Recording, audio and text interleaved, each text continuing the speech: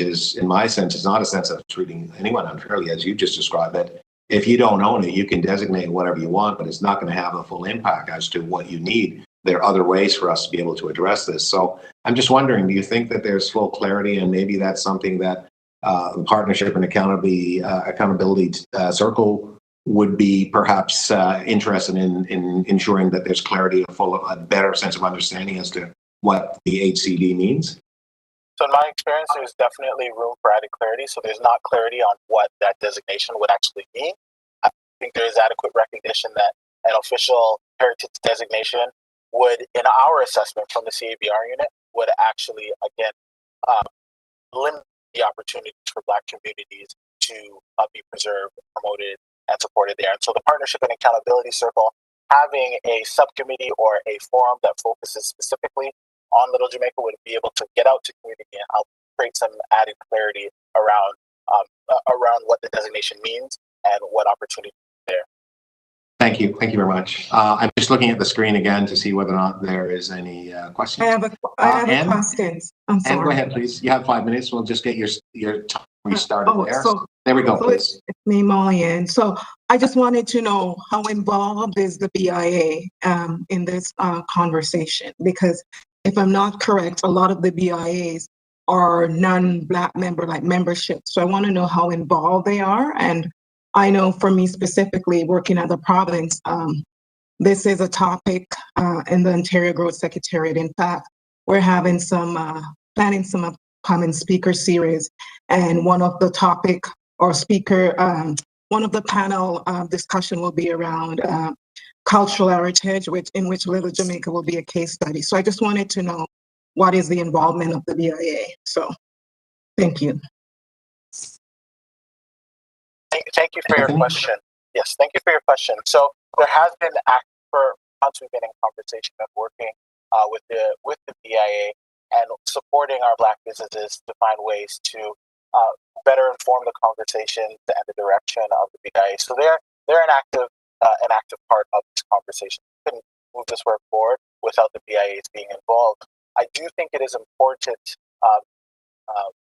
to make mention, though, that there at different points have been different ideas as to what the area could look like in terms of supporting Black businesses. And so we've been working actively. The Confronting Anti-Black Racism Unit has been working with partners to ensure that there's better understanding of what Black communities are calling for and how the BIA can be seen as a space for seizing those opportunities, as opposed to, as some businesses have expressed, at different times, sometimes being a barrier to wanting to see the advancements, the preservation, and cultural heritage of that space. So they are involved, but while they're involved, we're also making sure that we maintain a connection and communication with Black organizations and organizers and planners in that space. Molly, any further questions? I'll go ahead with my question. Not at this time, but this is something that probably in the future we'll need to revisit as things unfold. That's all my input right now. Sure. And can I just add that as part of a BIA, every business that's within that defined area of the BIA is a member. So there is not a situation where only certain people would be members in that area that's zoned as a BIA district. Every person is a member. I just wanted to clarify that. But if I'm not correct, they're not part of the executive in terms of the decision making. I think that's what Councillor Motlow said. No. Well, let me be very clear to you. People are elected to be members of the executive at the annual general meeting. So if you are a person interested in being a member, you put your name forward and you basically you go through an election process. There's no restriction whether or not a Black person could be on the executive or not being on the executive. So not sure what the councillor is talking about. I will just simply say to you, any member of a BIA can be part of the executive. It's a process that you vote yourself in. You put yourself up for membership and so on. And I've got 2 BIAs in my ward. I founded one in 2004, which is the Wexford Heights BIA. It works extremely well. We have all types of people. We have Black people, we have white people, we have Asian people, we have Chinese, we have all types of people who are part of the executive. So there's no restriction with respect to being on the executive. You actually have to go and obviously put your name forward, and you're selected to the slate of executives for the BIA. So it doesn't restrict anybody. The membership is broad, it's wide open, and as part of the annual general meeting, you can put your name forward to become a member of the executive. And if you're a Black person, you want to be a member of the executive, you put your name forward. If you're a white person, whatever, you put your name forward. So it's about interest. There's no restrictions. I hope that clarifies and helps. Okay, thank you. Anyone else to question? Yeah. Morning? Yes, go ahead. Christine, right? Yes, go ahead, please. Thank I think you. you're muted now. Am I muted?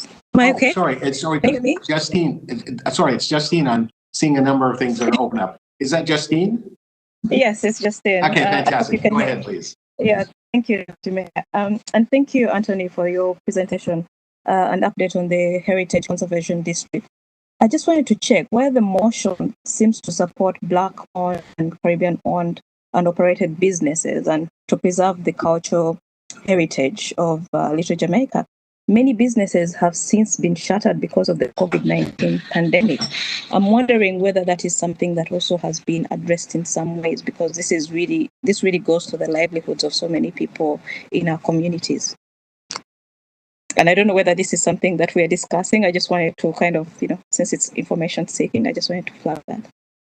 Yes, so absolutely that has been part of the focus. So many of the businesses have been shuttered. So there have been ways in which the city staff has worked with community organizations like the Black Business and Professional Association, for instance, to help support our businesses to develop ways of continuing to market their product, to let folks know that they're still open, that they're still welcoming business folks. We've also been having, or folks coming for business, we've also been having conversations about literally making sure that the space is welcoming, the streets are properly clean. So Black folks and any member of our diverse communities in Toronto can frequent those spaces and be patrons of the businesses. And so we have been making sure that we can also, when the motion speaks to ensuring that there's financial support or exploring ways to provide financial support for those businesses.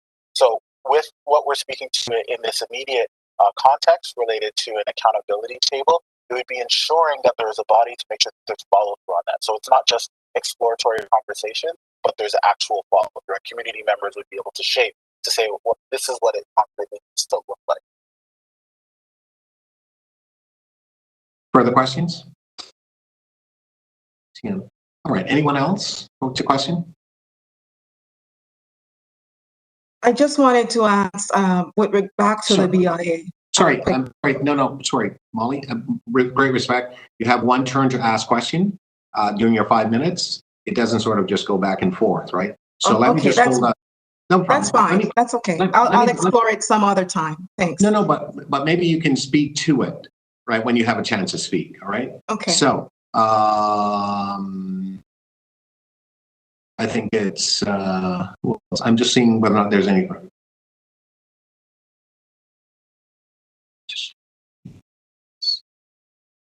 I'm sorry, folks, if you can speak up for me, because my screen is somehow not giving me the full picture. So I had a question. Who's that, please? Theo. Oh, okay. Go ahead, please. Thank you. You have 5 minutes. Thank you.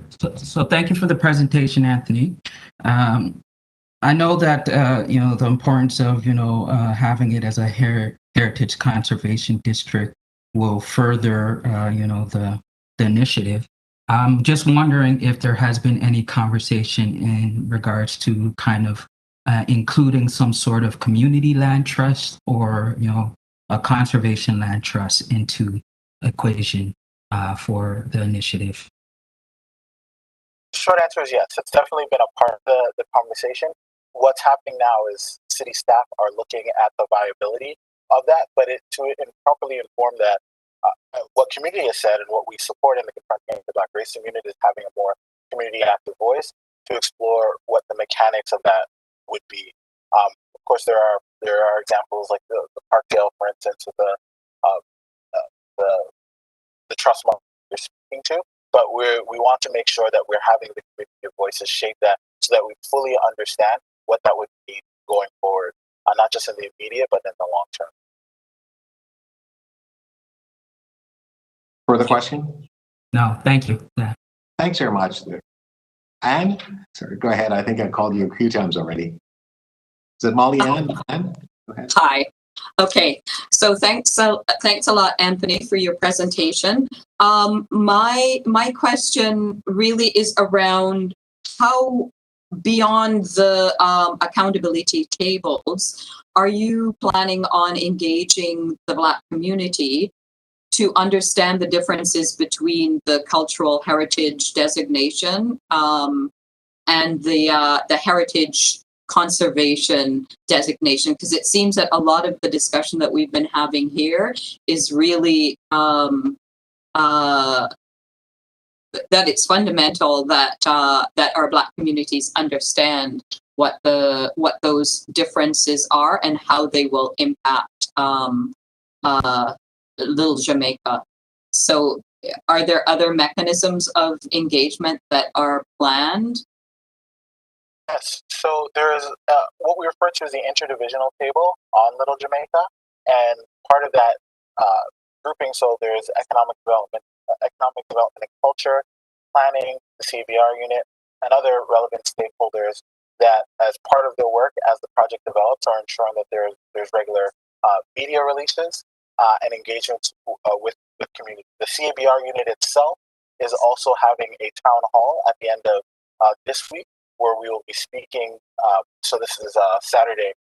We'll be having a town hall where we'll be providing some of this additional information. There's another community engagement conversation that is happening through the CBR unit in the fall. We haven't finalized the date on that.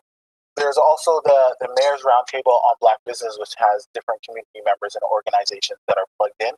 And we use that also as a forum to speak to the developments and the updates on the project, which would include ensuring that there's more specific understanding as to what the designation means and what it doesn't mean for Black. Thank you very much. Thank you very much. Thank you very much. And Anthony, I just wanted to add the other thing as well is the Heritage Department is also looking at the HCDC, right? So they're a component part of all of the department staff that are working together, right, to bring that information. But Anne is right. There's a real need to help the community to understand, because regrettably, there seems to be information that's just flowing out there and sort of people are picking up pieces of it and not getting the full sort of understanding in terms of how it all fits together. And I think we need to make sure that we do it right. Because at the end of the day, I've spoken to some about this. If there isn't really a trust that's established with some funds to help the Black community be able to buy some of those the properties there, it's going to be a problem for them. It would be nice. It's nice to see it, but it's like many things that happens. Regrettably, we see it happening, and the cultural benefits and the cultural gains that we've made, it gets lost into the future advancement because we don't have ownership of a lot of things. And I think that is something that we really have to really focus our attention on, particularly in this particular area. So there are ways and means of doing it. We've done it here in the city with smaller group in Kensington Market and so on. There's some things that I think that should be looked at in order to ensure that the ownership piece is addressed, because without that, we can plan all we want, but if you don't own it, you don't get to decide how it actually works in the long run, and that's a problem. So, all right, I don't see any more questions. I'd really like to just kind of bring this item to a head. And are there speakers? I'd like to speak on this item, but let me just see if there's any additional speakers. And just going to flip the screen here. Okay, I'm still looking for hands. I don't see any. And if I don't see your hands, maybe you can just turn on your mic to speak on this item, if you will. Okay, seeing none. So I'll speak. I actually have a motion as it related to Mr. Morgan's presentation. He talked a little bit about the Partnership and Accountability Circle, and I know that we have an item here that speaks to an MOU with respect to memorandum of understanding with that group. So I wonder if the clerks could put the motion up for me, please. We just wait for it now, folks.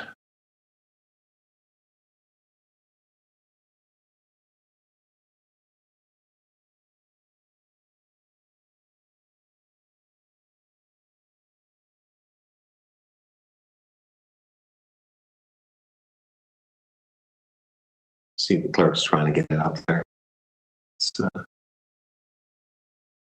Yeah, thanks for your patience, Chair. No Webex problem. is giving us a little bit of trouble. No, that's fine. Remember, we clearly stated in the first page of my remarks that we'd have to be patient because we could expect some delays and so on. No problem. Thank you so much.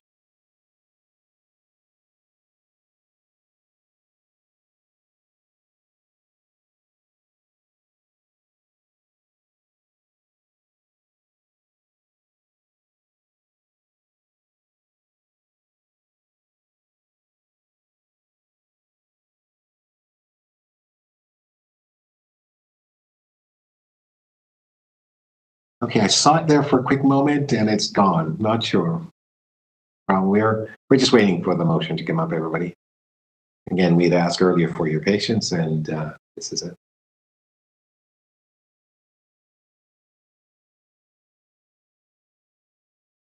To Jonathan, once you begin to share your screen, just click on the motion window again, and it should be the active screen shared through WebEx. Well, Jonathan, what I'll do in the meantime, while you're trying to get the motion up, I'll just read it out and I'll speak to it just in the interest of time. Is that okay with you?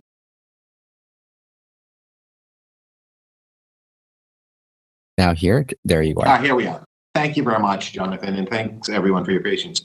The motion is that the Confronting Anti-Black Racism unit engage the unit's partnership and accountability circle as a primary reference group for the Little Jamaica initiative to increase community participation and accountability in the project governance and decision making, which is obviously to provide further information. The Partnership and Accountability Circle is a recognized group that has been working with the city on a number of issues. It just seems to make a lot of sense that this group has a tremendous track record, experience, and so on, that we should actually engage them in order to advance the sort of their leadership and their insight in terms of the participation and accountability aspect that is needed for Little Jamaica.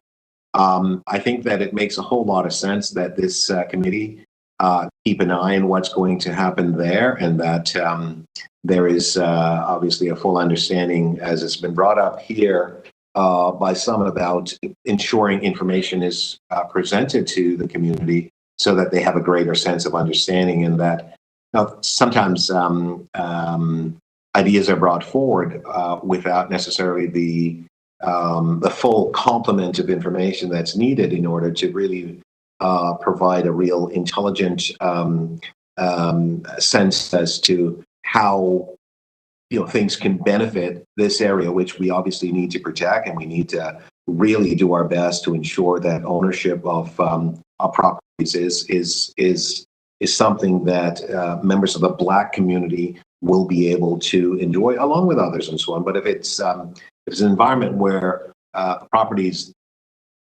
none of the properties are owned by members of the Black community, then it defeats the actual purposes of actually creating this sustainability for Little Jamaica. So this motion is an attempt to provide us as members of this committee with a better understanding with respect to how things will go, as well as working with a recognizable group, which is the Partnership and Accountable Circle, a group that understands how to interact with the community. So that's the motion, and I'd ask that members maybe take a look at it again, and I'm hoping that we can get unanimous support on it. And I'm not sure if there's anyone else wishing to speak on this or to the motion in support. I can't see the screen. The screen's coming back now, so I'll just I'll end my remarks there and ask if there's any additional speakers to speak to the item or to speak in support of the motion itself based on the presentation from Anthony Morgan.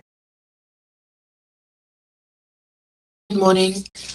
I'm wondering whether or not there's any process in place to potentially support the business owners in purchasing the properties in the area. You're okay. I'll just answer that. I'm not aware of any at this point, but I think that there are discussions that's going on, but I'm not aware of any actual plan at the moment. It's evident that there's a need for one. Okay, thank you. All right. So that was a question on my motion. That's great. Thank you. Do you wish to speak, Dr. Daniels, on this? I mean, the issue that you just raised is one that's very important. I don't know if you wish to speak on that towards the item as such. Well, I think that when I listen to these conversations, I try to think about what are the foundational pieces that need to be in place in order for us to put these motions forward, right? If we don't have ownership, it means that we don't have control over what happens in these neighborhoods. If we don't have control over what happens in these neighborhoods, at any point in time, people are making decisions and imposing them upon our communities. And it's almost reminiscent of this sort of historic periods in which we were either redlined or we were prevented from even owning properties in certain neighborhoods. And I think if we don't identify sort of clear and specific strategies to foster ownership, whether it's something that is partial ownership, let's say, for example, identifying one building and having 3 or 4 current business owners pool resources to purchase that building. I think if we don't have those pieces in place foundationally, then in 5 years, we may be having the same conversation because we haven't moved towards ownership and empowerment that is connected to economics.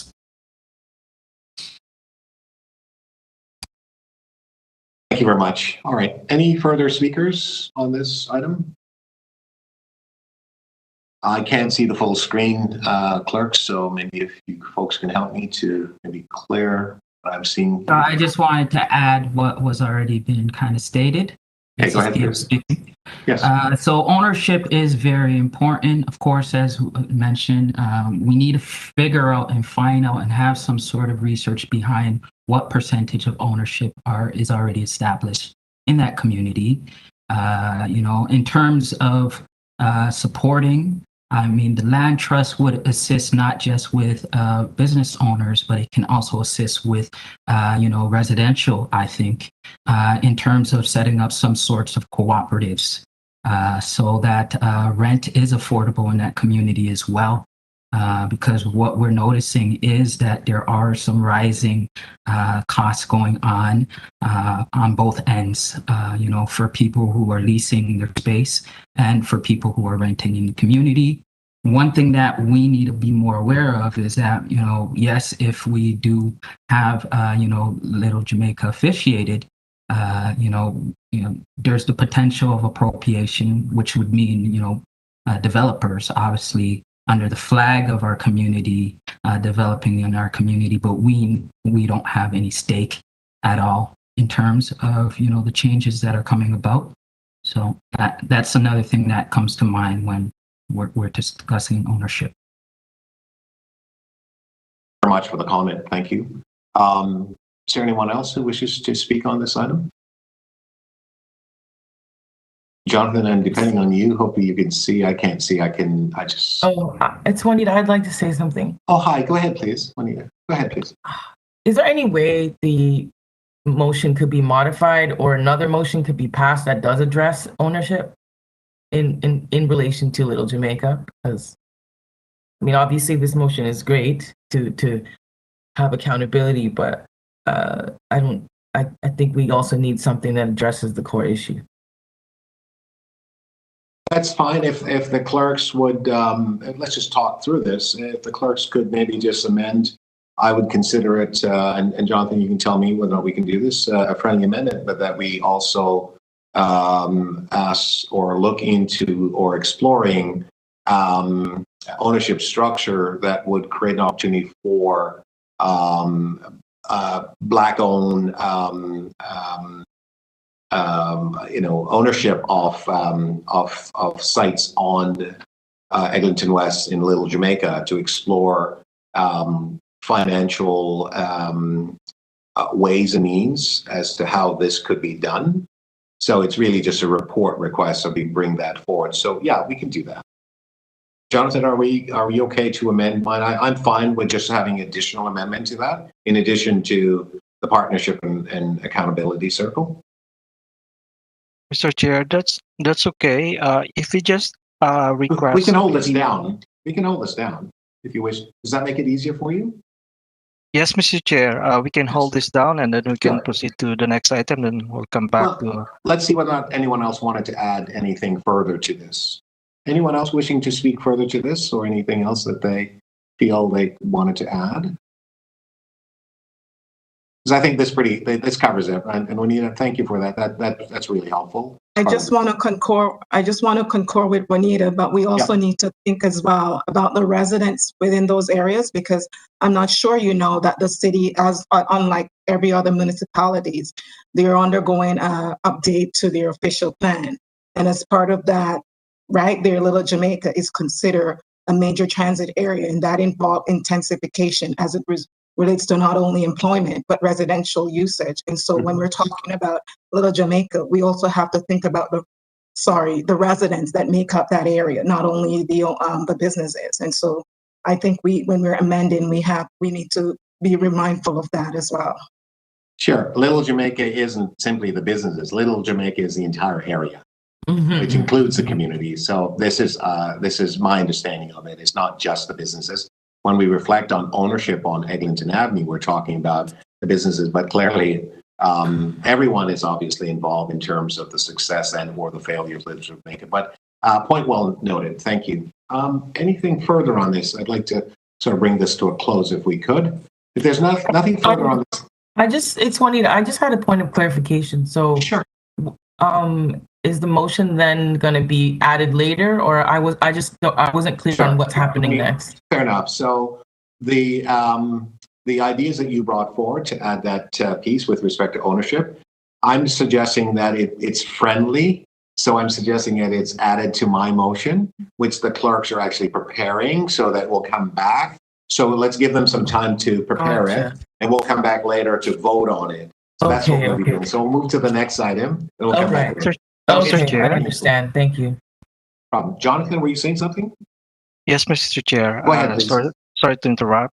We will appreciate if you could, either you or Juanita, send us the wording for the motion. It looks like the motion should be, because there's a request, I think, for staff to bring a report. So it may be a motion, another motion, in addition to your motion. So I think we can just have two parts of that, Jonathan. We'll take a moment and just sort of draft some language for you and send it to you shortly. I was just thinking, it's up to you, Juanita, if you want to draft your own motion, that's fine. But I just thought in terms of the interest of time, because it's both.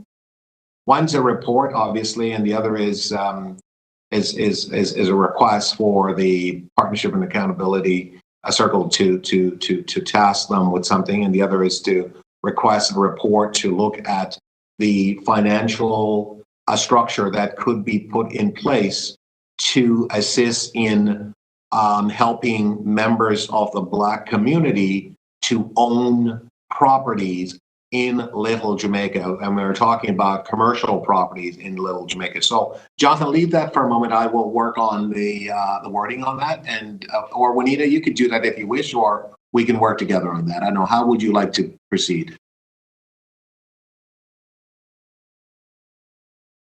I'll send you something. I'll email it to you quickly. Sure, fantastic. And then you can revise it as you see fit. Together. Yeah, fantastic. Thank you. Thank you, Mr. Okay, so Chair. Jonathan, we'll be moving. Thank you very much, Jonathan. We'll be moving now to item CR 2.2. It's a Toronto District School Board Center of Excellence for Black Student Achievement. We have two speakers on this, or presenters on this, Kia Gordon and Karen Murray from the Center of Excellence for Black Student Achievement. Are you both there? Yes, we are. Good morning. Welcome. Good morning. You may begin when you're ready. Thank you. Okay, thank you. And there might be questions after your presentation from members, okay? Alrighty. Thank you. Thank you. We're just waiting for slide deck. Yeah. So good morning. I'm not sure if you can still see me or you're just seeing my screen. Good morning.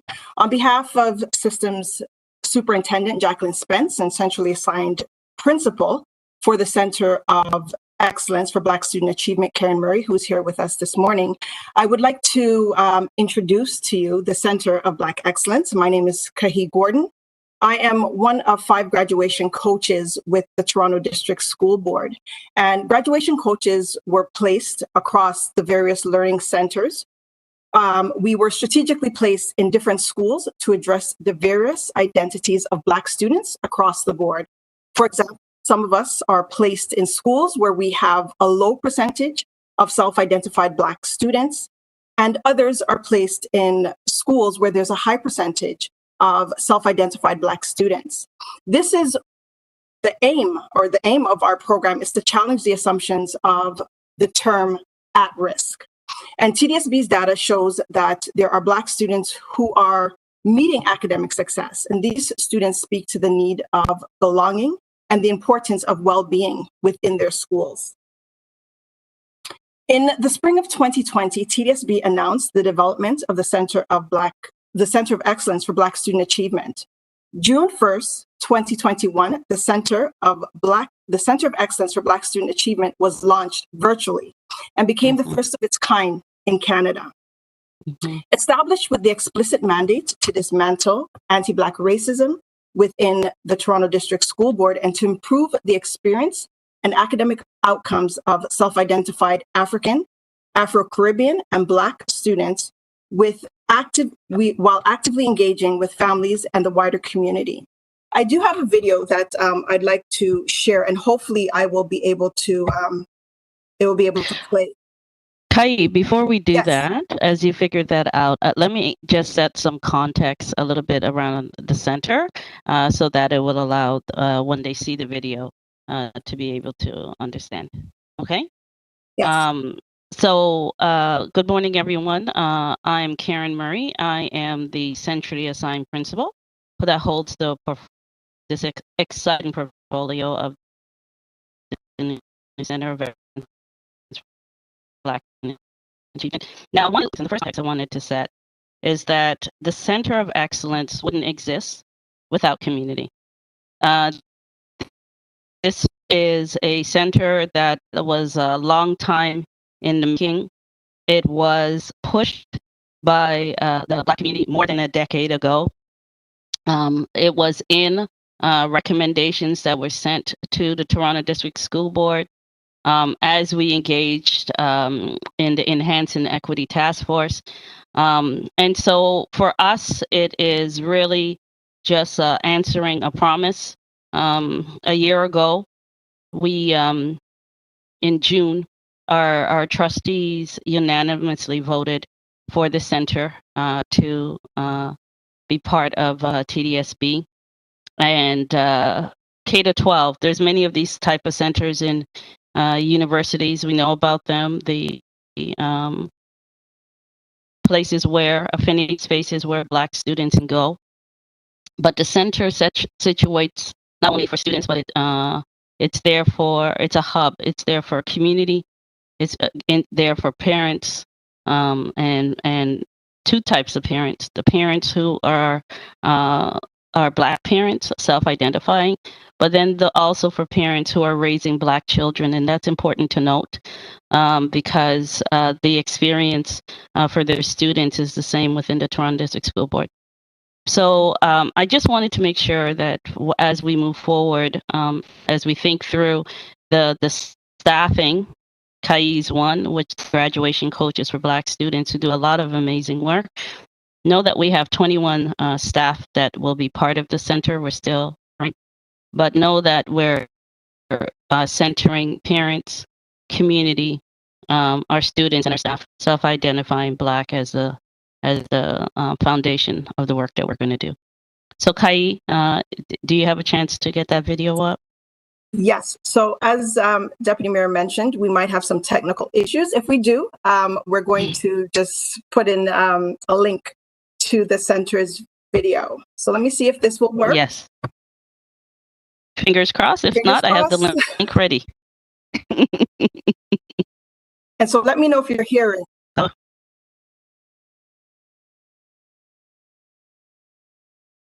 No hair, no sound, Kai. No sound. Okay. No thing. So my apologies on that.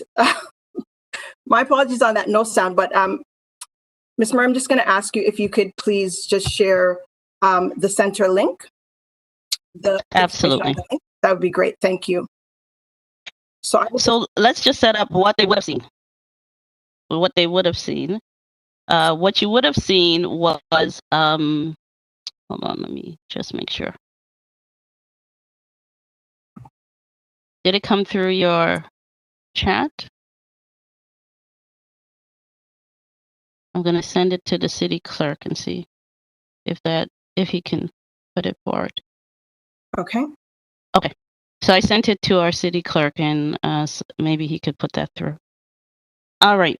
So what you would have seen is that on June 1st, when we launched the center, one of the things we did is we wanted student voice because the center is about the students in the Toronto District School Board. And so we wanted students to talk about what that impact of the center would be for them. And we thought the best way to share what the center's potential and opportunities could be was to have you hear it through the voice of young people. So we sent that to you in the video. In the begin, I'm sending you the video of the entire launch. It's there for your purview, but know that the beginning part of the launch, the video is also embedded there as well. So you'll be able to hear the students' thinking and thoughts. Okay, Kay. Okay. So let's go to the mandate. So the importance of the mandates is this. When we were designing them, we made them open and broad because right now we're engaging in some focused conversation with all those who are impacted by these mandates. Because as we move towards operationalizing them, we want to be able to ensure that we're designing the next steps, we're embedding the actions tied to what those who are most impacted by the mandates have said. So I'll give an example. One of the, if you look at our second nugget there, around identifying, developing, and facilitating culture responsive and relevant healing practices for groups of students. What we have done is we've asked many of our focus conversations groups, what does that actually mean? What is culturally responsive and relevant healing practices? What do you want us to provide for you? And by doing so, we are aiming to then use those thinking. So one of the things that's come up from some of the focus conversations around with the various groups is that when they looked at that mandate, they're talking to Black representation in terms of our social workers. That has been one that they've named. They've named the importance of representation of individuals who understand their identity and culture. And they've raised, some of our families have raised this idea of trust and trusting the system to not do harm. Because we have, and we can admit it, when we have not put the right supports in for families. They talk about, someone understanding their lived realities in regards to when they're in need. And we're in the middle of a pandemic, and thinking that if you share something with someone that is not representative or understanding of your reality, what does that mean and where does that go? So ideas like that. Students have talked about what are those mechanisms for monitoring the school improvement processes and goals for their own achievement in regards to the conditions within school. And that's also a mandate. And, our data speaks to the fastest rising group towards graduation and achievement is Black students in TDSB. But at the same time, what conditions are they negotiating with in regards to that? So our aim is, some of our mandate speaks to partnerships and relationships, and we're hoping to be able to continue to build those who are in relationships with us in many different capacities, so that we can support not only the Black students within TDSB, but also family and community, and also most importantly, our staff as they see themselves within the Center of Excellence. Kai, you can continue. Okay, so as a part of our response to students and supporting students' well-being and engagement, in the summer of 2020, we offered the first annual Student Success Initiative, which is the Black Student Summer Leadership Program, in collaboration with TDSB Research Department and the Jean Augustine Chair in Education at York University, Dr. Carl Brown, or Carl James. Carl James. Carl would be mad. Carl would be mad with you. My apologies. Please, nobody let Uncle Carl know that I said that. Carl James at York University.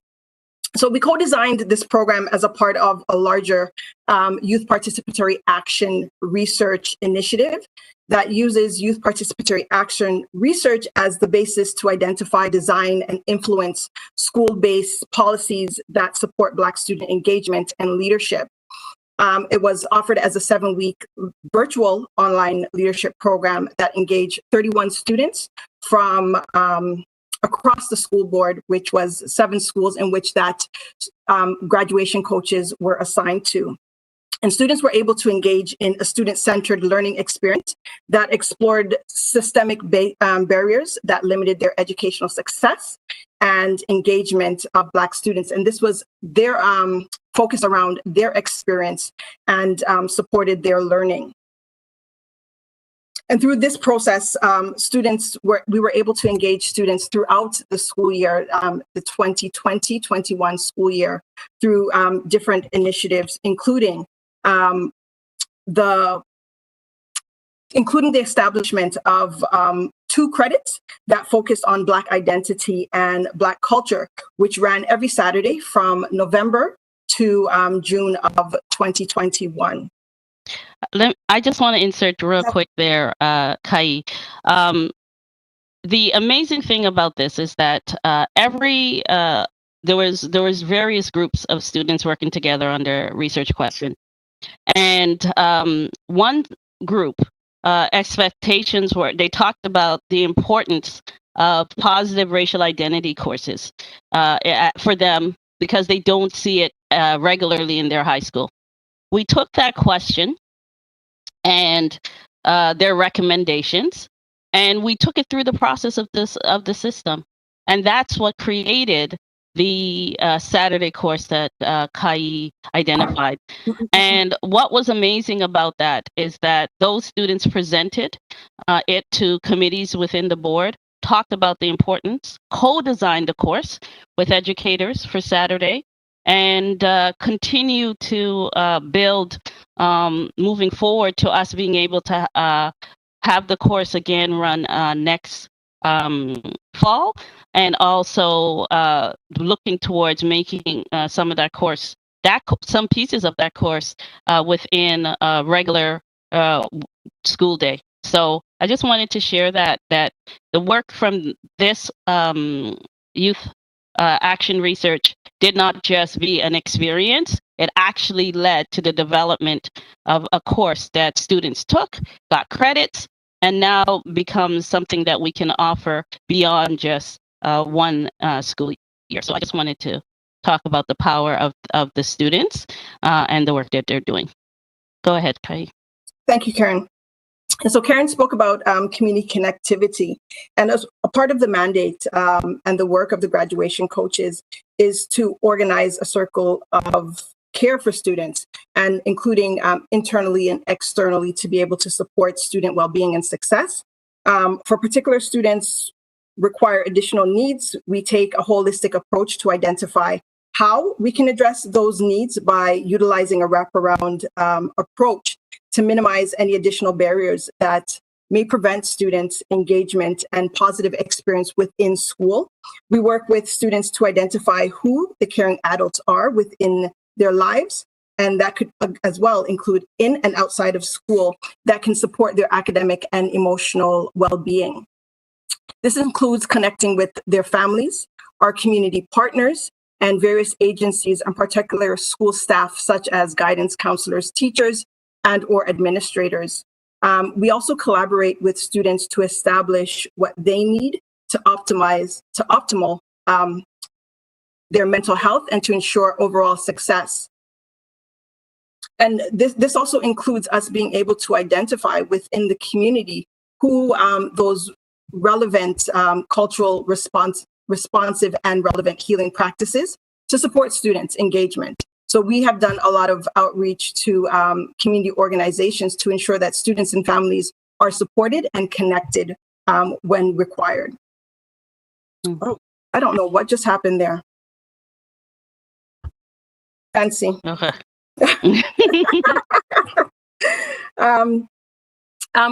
We've also, a part of our initiatives in terms of working with students is also creating pathways and transitional planning with students. And so we've connected with post-secondary institutions. And one of the initiatives that we launched this year was the Black Students in Business Collective partnership with Ivy at Western, Schulich School of Business at York University, and Smith School of Business at Queen's University. And we facilitated sessions. The sessions were facilitated by Black Student Association members and alumni at those universities or from those universities, engaging Black students in grade 10 and 11 to introduce different career pathways in business, program offerings at the universities, as well as exposure to supports that are available on campuses. Because we do recognize that as students transition into post-secondary institutions and spaces, that the supports are not necessarily always there for them. And so working towards creating a sense of what that transition plan is for students and parents, so that when students land on those campuses, they are landing connected to resources and supports that are there to support their needs and to ensure that students actually complete their transition, their post-secondary transition through to graduation at that level. In addition, we have also partnered with the Black Student Achievement Adventures in Engineering, which is a collaboration with the University of Ottawa for this summer to support ACB high school students and an opportunity to gain a high school credit either in exploring technology design and creative computing, introduction to computer sciences this summer. So these are things in which that we're doing currently throughout the summer to engage and to continue to engage Black students. Throughout the year, we also had launched our first Black Girls Book Club virtually across the Toronto District School Board to support literacy within and for Black girls. And, you know, I think we had up to 50 students who were registered across the school board to engage in this particular initiative. We have also this summer, currently right now, we are engaged in our 2021 Black Student Leadership Program. It is a virtual program. And last year, as previously mentioned, we had 31 students. This year, we have 88 students in which that we've engaged over 25 different high schools across the Toronto District School Board. And this year we have introduced the opportunity for students to explore their professional academic passions. And those passions are within business, community development, media, creative arts, public health, IT, and entrepreneurship, skills development, or skills trade, and construction technology. And this year we're working with over 15 community partners, profit and not-for-profit partners, who are supporting Black students through an experiential learning opportunity. It is a paid opportunity for Black students. So students are paid for 35 hours a week, and it's a 5-week opportunity in which that students are participating in. And that runs from July the 5th to next week, Friday, August the 6th. We've also participated this year in engaging students in Elevate program. It's a virtual career mentorship program targeted to Black students. And the Elevate program is a mentorship program geared towards helping Black students to meet over 20 Black professionals from 20 different professional fields, including, again, health, care, trade, law, entrepreneurship, architect, government, public health. And again, the focus is definitely around ensuring that students are having access to mentorship and opportunities to be able to connect with Black professionals within fields that are often underrepresented, as well as to expose students to these opportunities in which they might not necessarily be exposed to. We also definitely, this image, we wanted to share this image with you. And this image is of a space that we have at a wall, a space that we have at one of our partnering schools at Forest Hill. And we find a variety of ways to engage with Black students. And this is one of the ways in which we are engaging with Black students and responding to Black students. This image is one of our community artists, Danilo, who I'm sure is definitely known within the city of Toronto as one of your community partners. And experience just shows that mural is a well-considered location, often brings school community together, creating school bonds and connections, promoting equity and equality, and improves spaces for Black students passing through the hallways of this school at Forest Hill Collegiate. The Black Student Association developed this mural in order to create belonging and a sense of pride, engagement, connection, and giving identity and space for Black students within Forest Hill. And so Danilo worked with the students at Forest Hill to develop this particular mural that will continue to live within that space. And so we're so excited to share the work that we are doing as graduation coaches for Black students within the Toronto District School Board. And this is just a small scope of the work in which that we're doing within the school board. And I think it would be amiss if I don't mention the fact that there are 16 plus graduation coaches for Black students across the province. Toronto District School Board has the largest allocation of 5.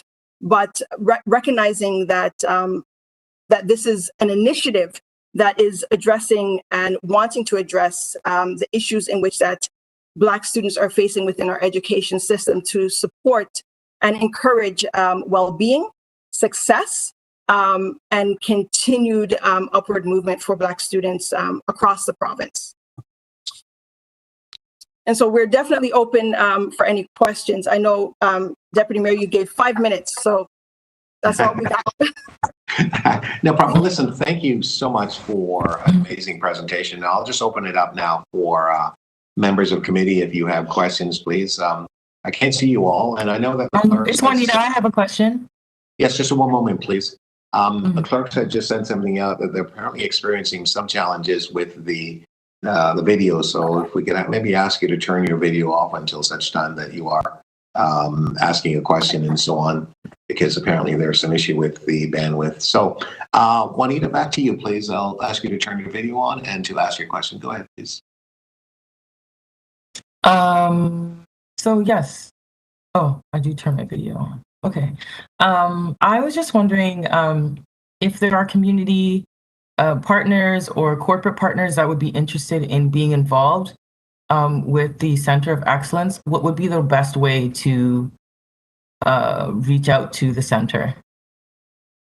Right now, it's through me. Send me an email. What we're doing is we're starting to build our process in regards to how we move forward with our partnership, but we definitely, myself and my system superintendent, Jacqueline Spence, we do meet and at least get the inquiry around what people are thinking and how it best fits within the mandates. One of the things we're definitely looking for and we continue to encourage is partnership. We know that within the district, we can't do it all. And also, we know the importance of community in relationship to make sure. So when the graduation coaches talk about that circle of care, it's really situating that transparency that we know we can't do it all, and we may not have all the right programs and supports internally, right, for many reasons. So absolutely, just connect with myself. I will. I could drop my email in the chat.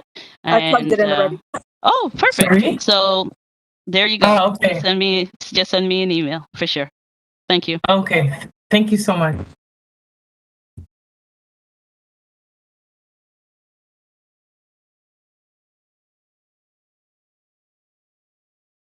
Mr. Chair, I think you're muted. Jonathan? Yes. So my question was, anyone else to question the presenters? If so, just unmute your mic and just identify yourself, please. Yes, this is Theo Ajay. I just had a comment, not really directed as a question. Sure, go ahead, please. I'm actually, internally feeling good and smiling as well because I am highly appreciative of the progress that has been made. I felt growing up in this city that there could have been opportunities presented to me. Often felt like I was falling through the cracks in terms of just the educational system, and then having to go into post-secondary blindly, not having a strong understanding of what my career path would be. If all of these things that are coming into fruition was set up 10, 15, 20 years ago, I probably would have got closer to understanding what I wanted to do, what my passion was, what my career choice was going to be. And instead of wasting, obviously, some funds into, education, I wouldn't consider it wasting because education is important, but definitely would have, saved a lot more money. I discovered I had dyslexia in graduate school at U of T. And that was something that I discovered other people struggled with as well. So it's just a very proud moment knowing that we're going in the right direction, and that my children aren't gonna have these similar struggles in the future ahead of us. So thank you guys for the work you're doing. I'm glad these things are coming into fruition. It's definitely providing more hope as a parent. Thank you so much for that. And one of the things with the passion projects with our students, we want them to test it out now and then think about what are those transferable skills they can use even if they don't like it. So if they end up in a spot and be like, not for me, then at least what are those skills that you got from that experience that maybe the next thing that you're thinking about, you can utilize that. So with deep appreciation and thank you for that and goodwill, and just continue to hold us in your blessings, because lots more to come, but it's heavy lifting at the same time. So appreciate that. Thank you. Thank you very much. Anyone else wishing to ask a question? Yes, Karis. Yes. Karis, go ahead, please. Just make a comment and a wish. And the comment is, Karen, as usual, excellent work. I'm really glad to see this happening at the TDSB. Regarding the graduation coaches, something similar happened maybe about 20 or 30 Hello. years ago. This is the And host. then- I apologize for the interruption. If I could please ask that member Newton Thompson turn off your video. We're getting very intermittent audio from you, so it's hard to understand what you're saying. But if you cut your video, we should be able to hear you clearly. Thank you. Okay, how are we now? Better? Sounds good. Thank you. Okay, so I guess I'll go back in and congratulate Karen and her partners for the work that they're doing, and to say that regarding graduation coaches, that this had been something that had been done about 30 years ago as a result of the Stephen Lewis report. And then, you know, as things go in our community, sometimes things are started, really great initiatives, our kids are all excited, they're successful, and then it closes down. So what I'm saying here is that I hope that the TDSB will continue and expand these initiatives and not let it be the flavor of the year or the month or however long it's going to be. Setting up a center of excellence seems to be permanent. I hope that it really is and that it will extend. And I know 5 graduation coaches sound like a lot, but it's a big board, so we need more.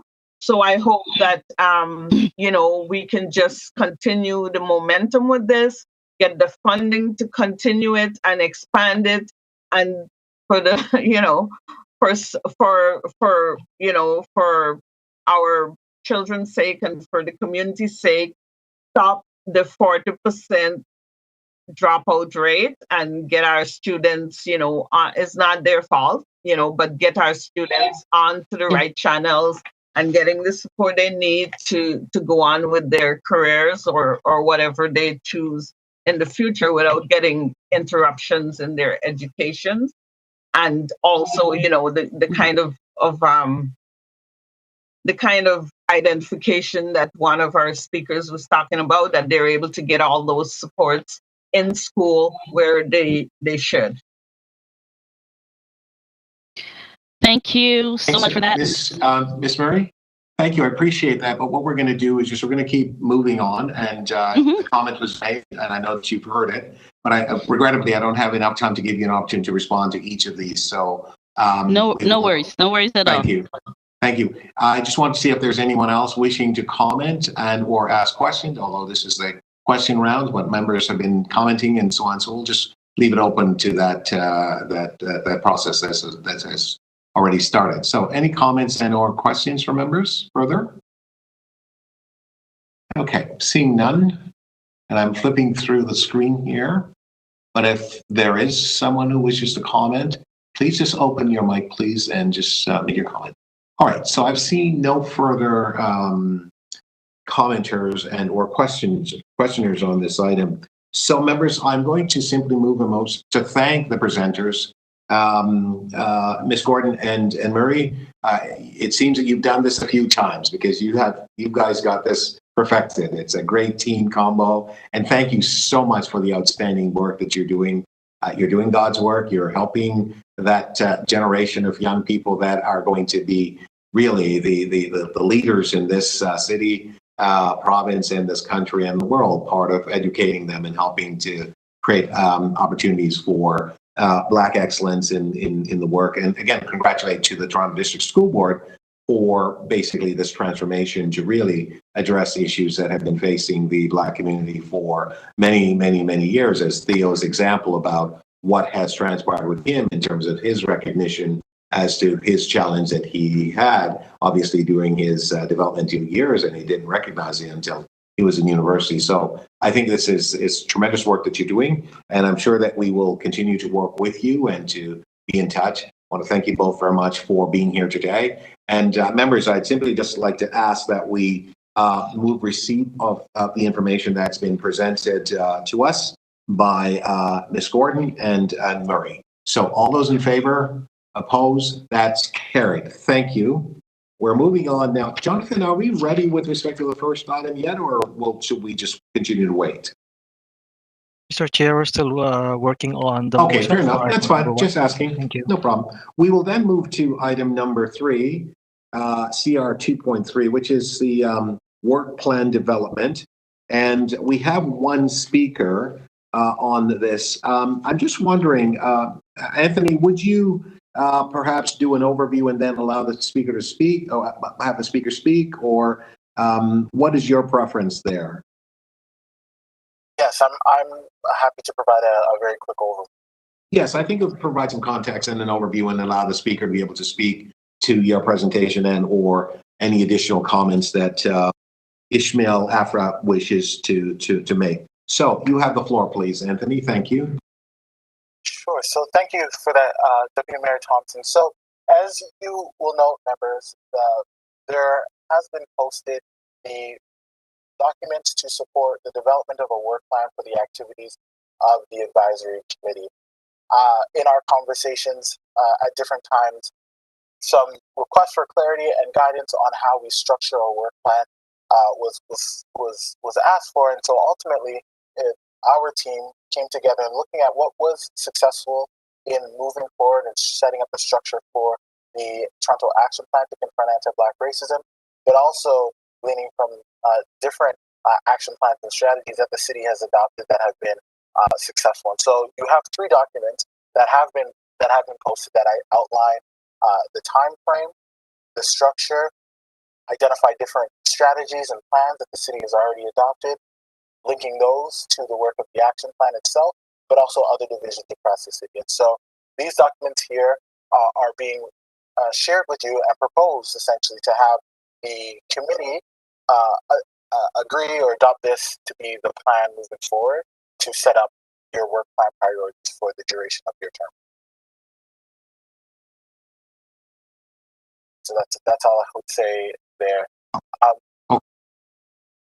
Okay, thank you very much, Anthony. So we have a speaker, and then we'll come back to members if you have any questions for Anthony. So if Ishmael Afra? Ishmael, are you there? Hi, are you able to hear me? I can hear you, and I've turned my video off just to make sure that we could have clarity. So I can hear you loud and clear. Thank you. Go ahead, please. You have 5 minutes. Thank you, Chair. I'm really happy to see that there is an advisory committee, anti-Black racism advisory committee that the city has established. I have watched your first meeting. It was about what you call a very long session, 3 hours, 48 minutes.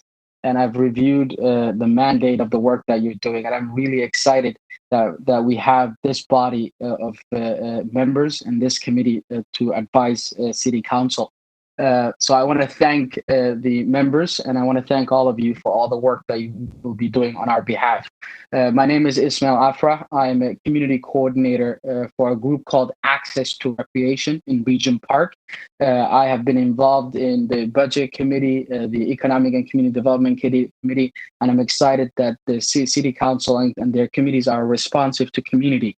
The purpose for today's meeting, I come before you because I believe this is a really important committee, and the way you dictate your work plan is really important. You meet 4 times during the year, so what you cover is essential. So I want to say the foundational pieces have already been laid for you in your first meeting. I see this committee as building an equity infrastructure within the city. You have several city levers for change. And I think important to my group and in Regent Park is the lever recreation and education infrastructure. Parks, Forestry, and Recreation is a huge division with a big budget and resources. And there are many strategies that complement this work that is important to my neighborhood. For instance, Toronto Strong Neighborhood Strategy, Youth Equity Strategy, Poverty Reduction Strategy, and how the city does its equity budgeting. My group has a goal. Its goal is to increase equitable access for local residents to local programs.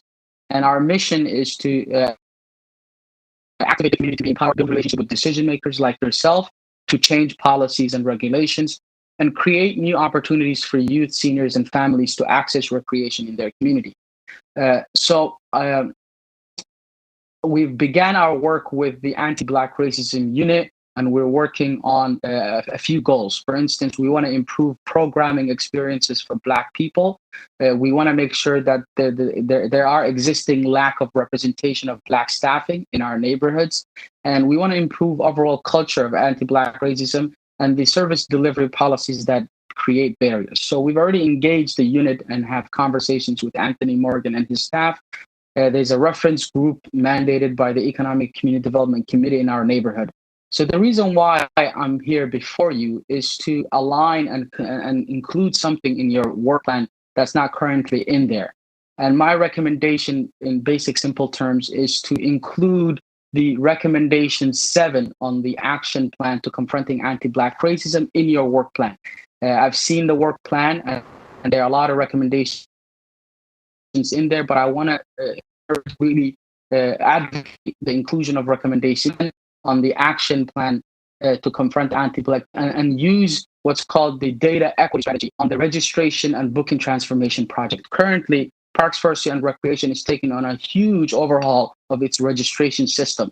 So that new cloud-based registration system, we want to use an anti-Black racism lens to make sure that that registration system is able to gather data on the what they call outcomes and impacts on services for Black people.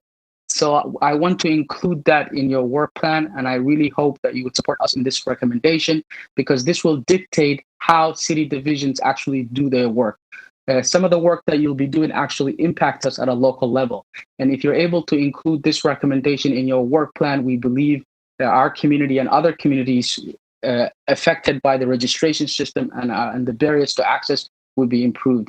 So I know that you're familiar with Recommendation 7. Recommendation 7 basically connects with Parks, Forestry, and Recreation, and it says improve the quality of recreation services for Black communities.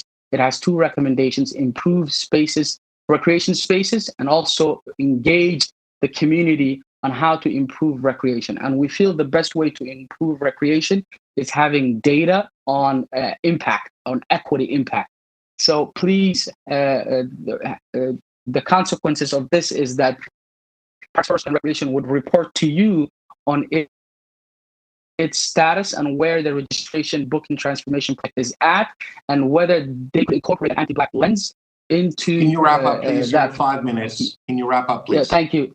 Thank you. My wrapping is that simple. Include Recommendation 7 into your action plan and into the booking and registration system. Thank you, committee members, for an outstanding committee. Thank you.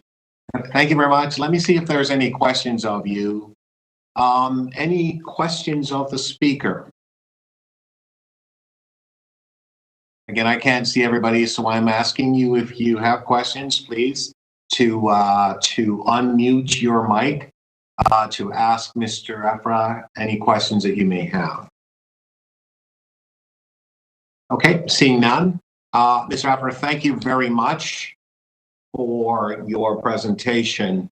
Okay, so we are going to go back to questions of staff. And I'm going to turn my video on and we'll see how the reception is. So Anthony, are there any questions of staff on the work plan development, the overview that's been presented by Mr. Morgan? I can't see you folks, most of you. That's just the way the screen's looking for me. So again, if you could turn your mic on and just announce who you are, and then you may ask your questions. If there are no questions, that's fine. So I'm going to, Anthony, I'm going to ask you the question. Mr. Rafra has just indicated that our recommendation 7 is he suggests that we add this to the work plan. What is your response? Is there an opportunity for us to add this to the work plan? And if so, why not? I think there's an opportunity here, but I'm supportive of the spirit of what is being asked for by Mr. Afra. And this is relevant for our conversation later in this meeting around the delineations related to the advisory committee and the partnership and accountability circle. So to be direct, the more appropriate form would be to have the partnership and accountability circle have this as a particular focus of year 4 work plan priorities. The CBR unit works on an annual work plan priorities, and we are currently in the process of framing our year 4 priorities. And so where this would be most strategically, most effectively placed would be on the agenda of the CBR unit and the Partnership and Accountability Circle. And then if the advisory committee, in one of the quarters to come in 2022 wanted to hear a presentation on how we were moving forward on this particular recommendation, that would be my recommendation as a staff member. But presumably you'll be reporting out on the accountability circle and group on an ongoing basis. Is that correct? Absolutely, annually. The Partnership and Accountability Circle appears before committee and council.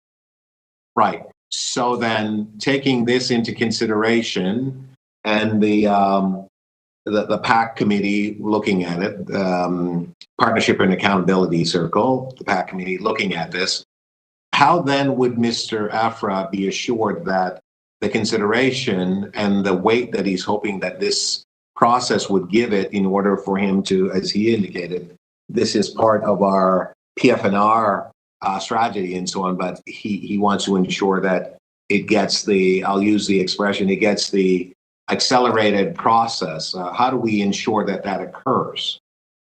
We would have Mr. Afra present to the Partnership and Accountability Circle to consider what he's spoken to, and then that would be a part of the process, the consultation process that we undergo for shaping our year 4 priorities. Okay, I got you. This is very helpful, so thank you. Anyone else to speak on this or to ask questions of staff? I'm just looking at the screen, and regrettably, I can't see everyone. So again, just to remind members, if you wish, you could just unmute your mic and just comment, please.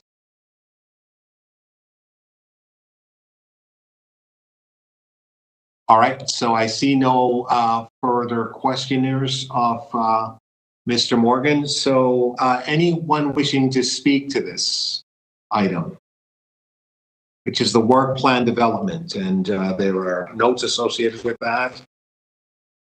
Deputy Mayor Thompson, if I could, I would like to invite my colleague, one of our policy development officers, Milana Roberts, to speak more in depth to the materials. She was instrumental in helping shape this. Fair enough. Yes. Okay. Resources for the community. Okay. Go ahead, please, Melania. I'm just going to turn my microphone off. Go ahead, please. Hi, can you hear me, Deputy Mayor? We can hear you. Yes, thank you. Can hear and see you. Can you hear me? Yes, I can hear you. Okay, thank you. Great. Maybe get when you're ready. Okay, thank you. So if I could ask the clerks to share their screen with one of the items, the CABRAC proposed work plan development process. Sure.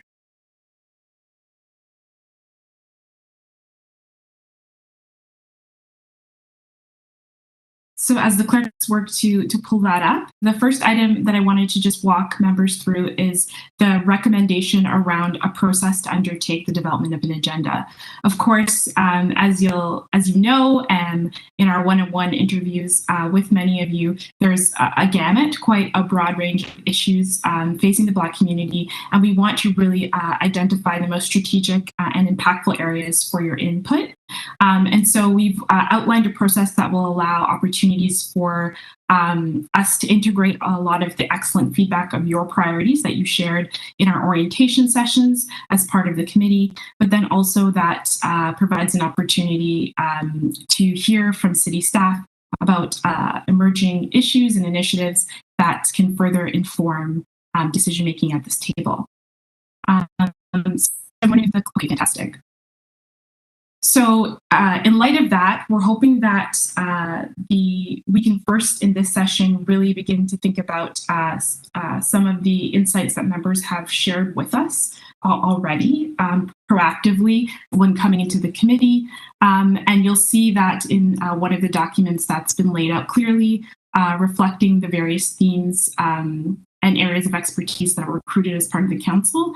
And so CABR staff was able to reflect on those and actually kind of pull some of the strategic areas of work that city staff have been driving in response to emerging issues, but also as part of city strategies and initiatives that are currently underway to identify areas where the committee can have most impact. And so you'll see in the materials that have been provided with you today, those are highlighted.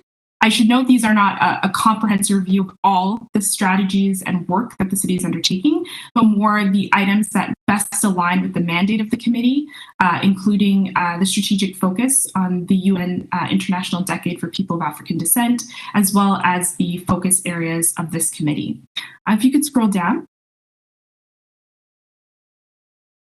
So kind of phase 2 of the process would be to assess and prioritize the information shared. So in review of the documents that were provided as part of the committee materials and with presentations that you'll be requesting through today's meeting, you'll be able to reflect on more information to identify where are the areas you'd like to focus, what are the most pressing issues to the Black community, and how can the City of Toronto refine its current work and be able to support outcomes for the Black community. The committee will be able to identify a series of topics that they'd like to focus on and request additional information for their meeting in the fall. So the recommendation is to take a look at these items and working with the clerks and CABR staff to identify additional presentations to inform committee.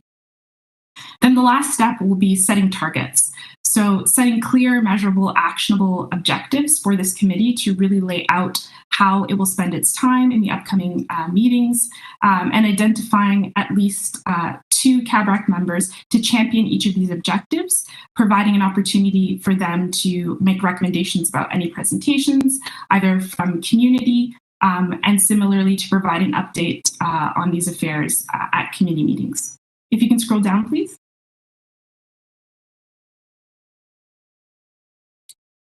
Then the second kind of component, sorry, if you could go down a bit further, is really about the implementing, tracking, and evaluating.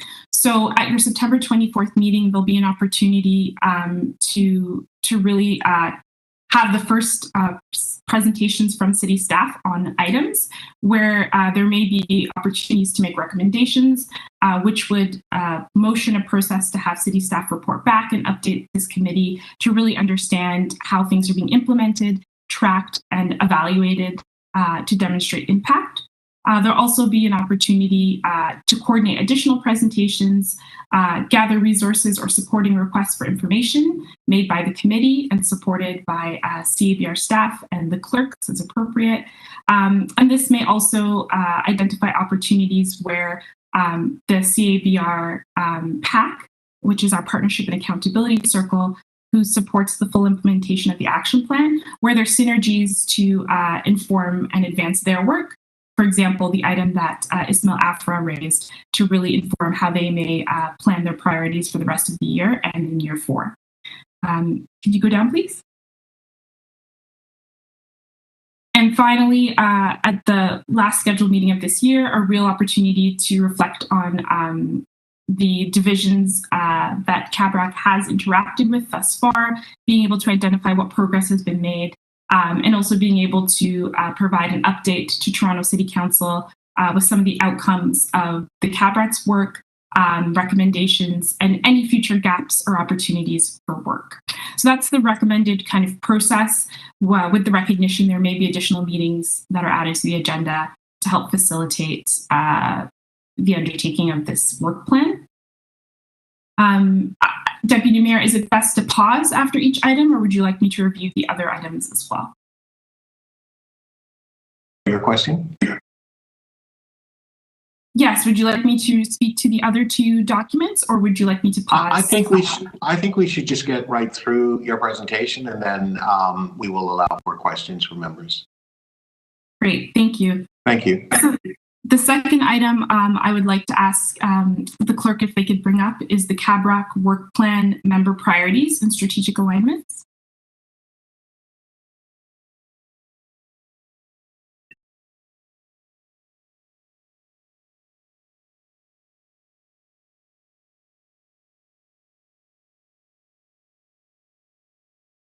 So as the clerk works to bring that up, this next document is really focused on providing a more comprehensive, or more detailed, I should say, review of the feedback we heard from CABRAC members as they came onto the committee, sharing some of the things they wanted to advance based on their expert knowledge. And so we align this with the thematic areas mandated by the CABRAC. And you can see we've identified how that aligns with the United Nations International Decade for Peoples of African Descent. There are 3 priorities of the UN International Decade: advancing recognition for Black communities, development, and the realization of justice. And so we identified how each priority raised by a member aligns with the thematic area of the committee, how it relates to the UN Decade priorities, how it relates to CABR action plan recommendations, which is the primary focus of the work of the CABR PAC, but also something to keep in mind for this committee. And then, of course, relevant city strategies, initiatives, or targets that have been identified in the column second to the right. And then finally, we also, because this committee is unique in having an intergovernmental mandate, we wanted to ensure that if there were reports that came forward with clear recommendations on the issue, or if there were intergovernmental commitments made either in the federal budget or made otherwise, that we flag those for you as appropriate. As mentioned before, this is not a comprehensive list, but an opportunity to start identifying strategic alignments. So if you could go down, please. The first item is looking at issues related to employment. The second, policing and the justice system in red. Some of the areas in employment, if it's helpful to note, employment, we were looking at youth employment and workforce development opportunities. Members also identified economic opportunities and mentorship for Black youth artists as a priority, Black businesses supports, and post-COVID-19 recovery. Under policing and the criminal justice system, members identified the need to incorporate mechanisms to support mental health as it relates to the justice system. Over policing and carding in schools. Under education, it was identified the development of anti-Black racism curriculum and educational materials in elementary and secondary schools to support education around anti-Black racism. Under education, targeted initiatives to address and support educational outcomes for Black children and youth, so very much aligned with today's presentation. Child welfare, the overrepresentation of Black children in the child welfare system was identified as a priority issue. And under healthcare, there was quite a few issues: vaccine hesitancy and how to effectively combat misinformation, equitable access to vaccines, development of targeted mental health strategy to access education and culturally appropriate and trauma-informed supports for Black children and youth, with a particular focus on Black, queer, and trans youth, mental health supports for Black caregivers and Black social service workers, as well as a lack of disaggregated race-based data within the healthcare system. Under housing, access to affordable supportive housing was identified as a priority to members, as well as displacement and homelessness of Black communities, targeted service navigation and supports for LGBTQ2S+ and queer identifying youth was also named. There were also a few additional areas of interest identified by committee members that didn't fall within the specific areas of expertise, but were important. Environmental racism and a lack of access to green space, food security and access to culturally appropriate food and nutrition information, and broadly speaking, disaggregated race-based data. And last but not least, sustainable operating funds for Black nonprofits and social service agencies. And I'll just speak to the last item, which is the UNID-PAD strategic areas of alignment.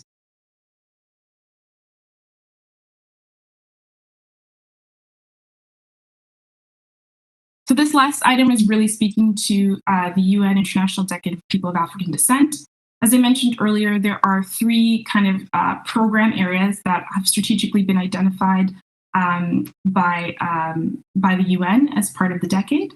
And what we've done is identified some of the closest alignment to driving those priorities as it relates to strategic areas identified by the committee.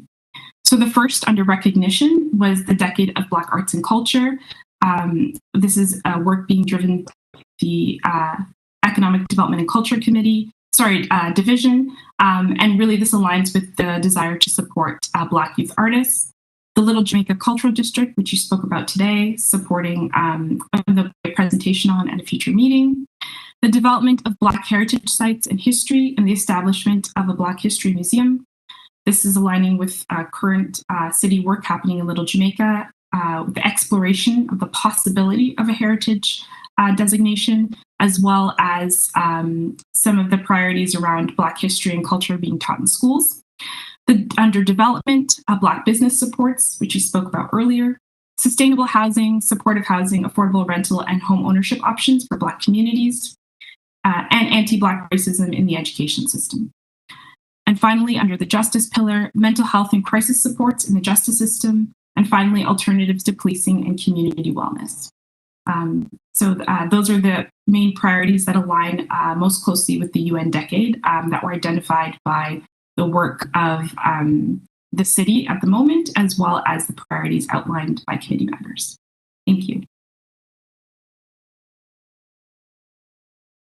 All right, thank you very much for your excellent presentation. Are there questions for staff on the presentation?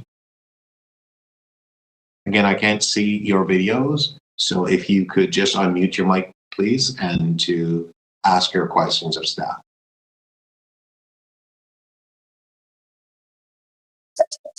Hi, Milana, it's Anne. Thanks for your excellent presentation. I am wondering whether or not the areas that you presented are a final sort of complete list, or is there some other process of also engaging community to identify other priorities that might be emerging? I think there have been some excellent initiatives identified under the three areas, but I'm wondering whether or not there may be some other emerging issues that might that may need further investigation, and whether or not there's a process in place for doing that. Thanks. Yeah. So I'm happy to respond to this question. Thank you for the question, Anne. I would also welcome additional comment from Anthony Morgan as well, if possible.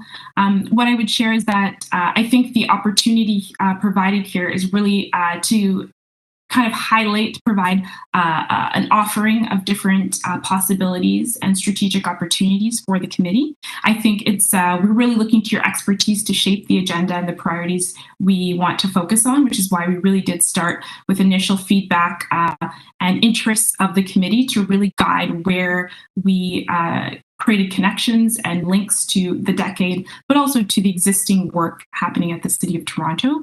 And of course, I think this committee is well positioned to also hear feedback and presentations and deputations from Black Torontonians at large to further inform, target, and refine work being advanced. So I would absolutely say yes. In terms of the best process to facilitate that, I think that the opportunity for members to spend some time with these documents and really familiarize themselves with some of the existing activities happening at various levels of government, as well as at the City of Toronto, to inform where the alignments are.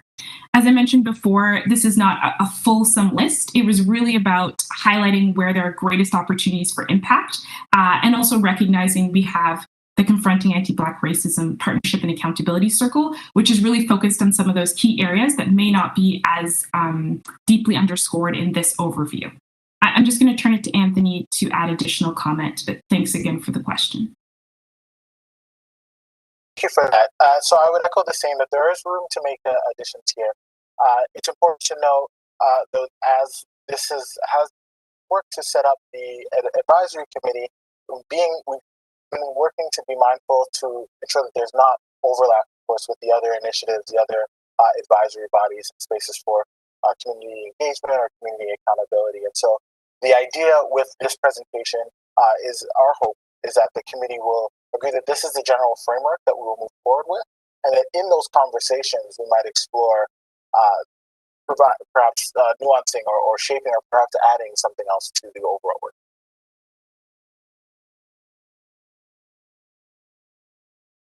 If I may respond, I think that you have done an excellent job in terms of gathering input from committee members and mapping that to the priorities of the UN decade. And so I think that as a starting place, it's a great starting place, and it sounds to me as though there is a process in place for enhancing other opportunities that may arise. Thank you very much.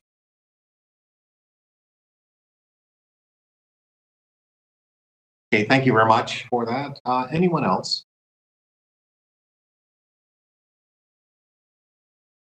Okay, seeing none. Anyone to speak to the item?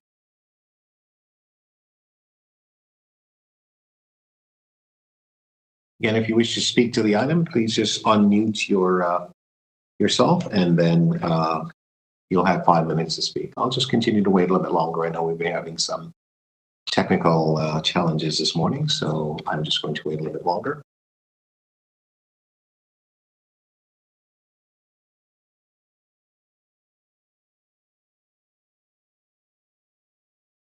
Okay, I gather no one else wishes to speak. I just wanted to thank the staff for, as it's been stated already, an excellent presentation in terms of the work plan. There's a lot of ground that you're covering, and obviously we've heard that it's been input from members of this committee, and I thank members certainly for the contributions and so on. I thank Co-Chair Betty and the team. So thank you very much for that. And just to simply say that the work plan really does cover a broad range of issues that are affecting the community. And this work is going to be extremely helpful and certainly useful and productive in order to advance and address some of the issues and challenges that are facing the city. Clearly, it's really important for us to recognize the work that's being done by this committee that will inform council's plan and seek to assist council in addressing many of the challenges and issues facing the Black community in Toronto. And clearly, this is extremely important. So the work plan does cover a large, array of issues, and it's extremely important. We focus on the decade of the United Nations decade for people of African descent. We talk about justice, the development, the business pieces, support, sustainable housing, anti-Black racism in the education system, and so on. These are all extremely important issues, and so I commend the staff for the work plan that's in front of us. And I also want to recognize that the point and the comments that were made in the presentation by Mr. Afra and Anthony Morgan has indicated how this concern will be addressed as part of that particular process. And I think that is the appropriate way for us to deal with this. But of course, there are ongoing dialogue and discussion that will continue to take place. And I know that we will be discussing these issues more as part of the work plan coming forward.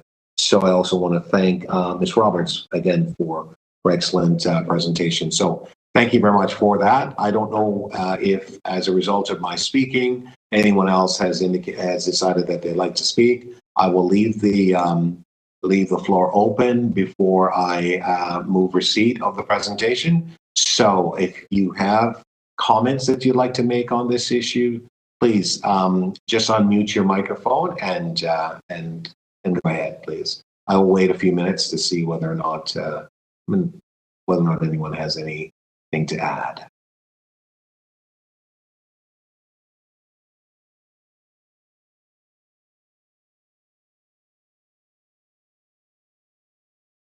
Give it another 20 seconds.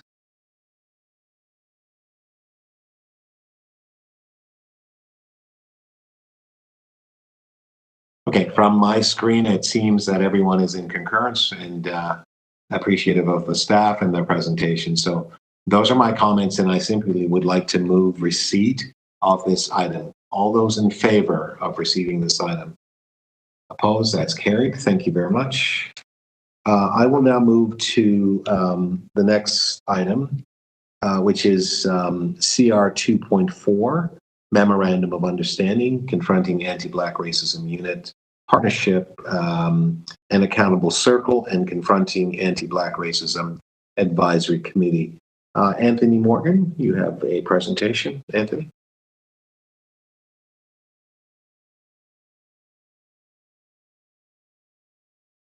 Can I be heard?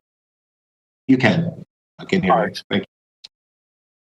Thank you. So I am going to ask the city clerk if they could pull up the memorandum of understanding on the shared screen.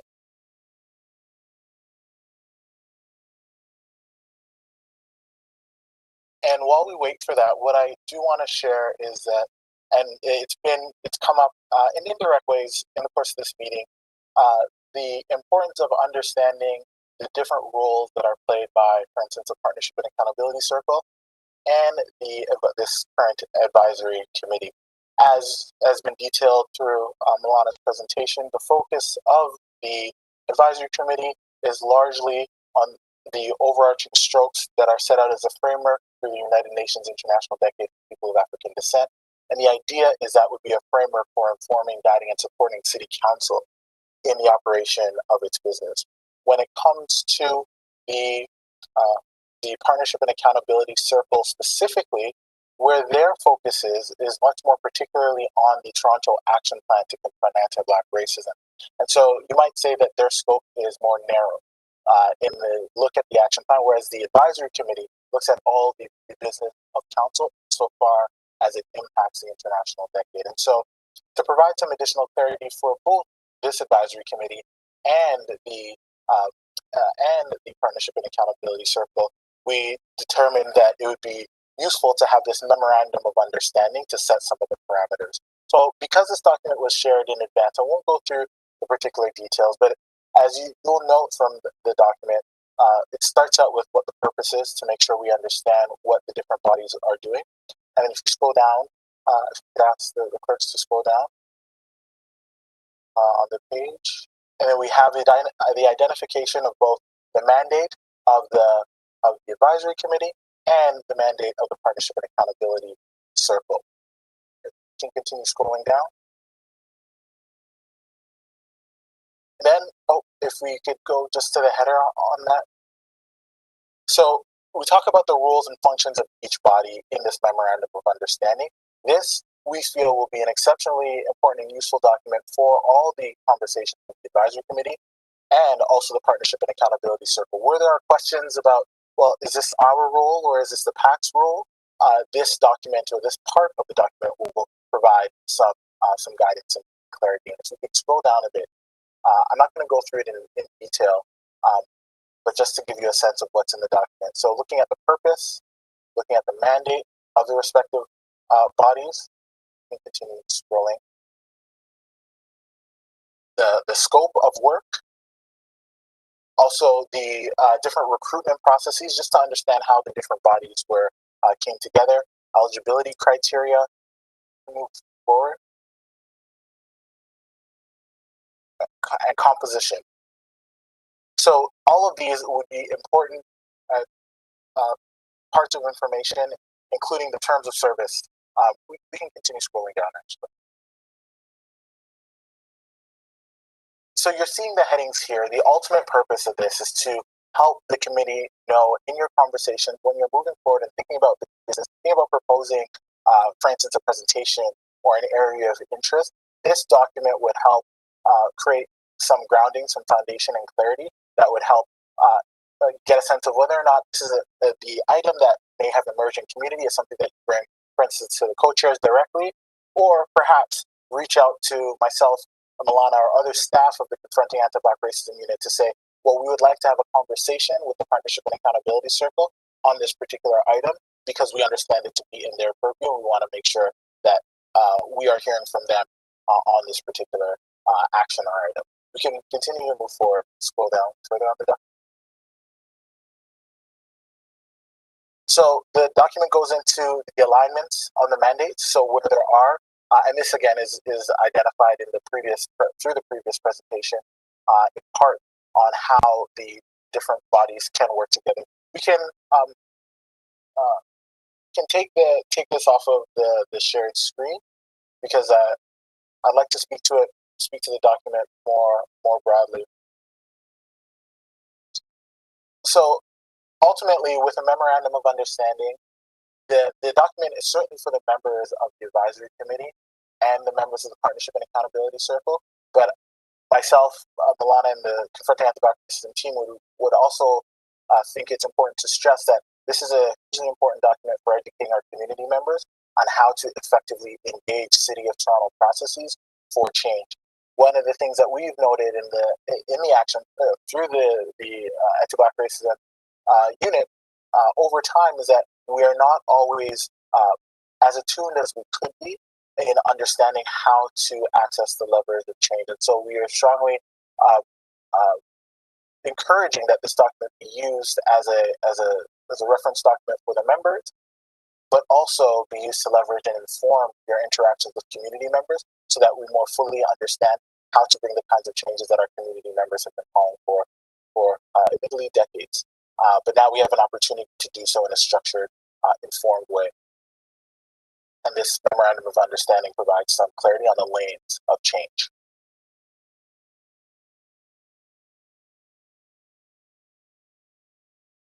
Are you through?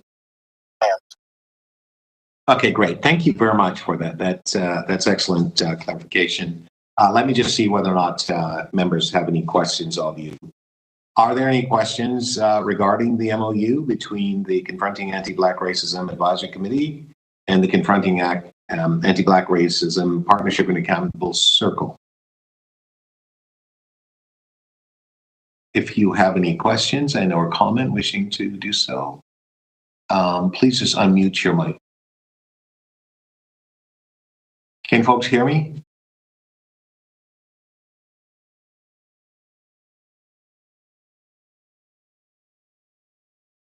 To the Deputy Mayor, this is the host. Yes, we can hear you clearly. Okay, Thank you. fantastic. Thank you. Yes, there's someone else who's speaking. Go ahead, please. Could you just identify yourself? I can't see anyone on the screen now. It's like totally blank. So go ahead, please, if you could just identify yourself and just comment, please.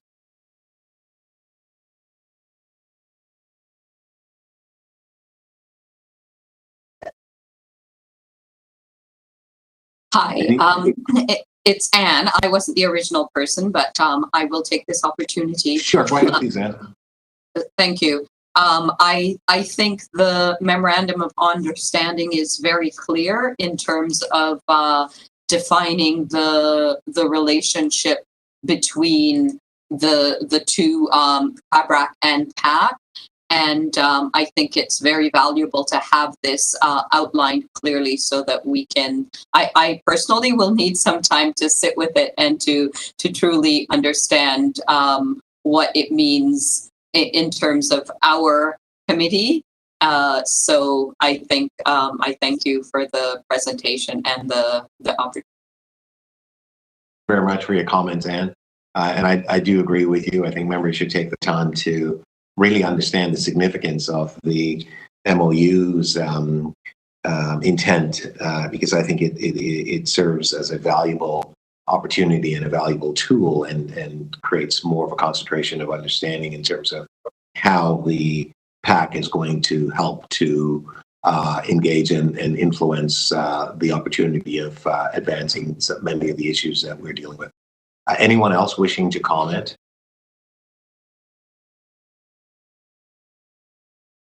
I'm going to pick on somebody in a moment, so I just wonder if you would unmute your mic and just come in. Co-Chair Betty, just wondering whether or not you had any thoughts with respect to the MOU, and I know you and I had not really discussed this to any real degree, but we understood that it was coming, and we are, of course, of like mind on this. I'm just wondering if you wanted to add any comments.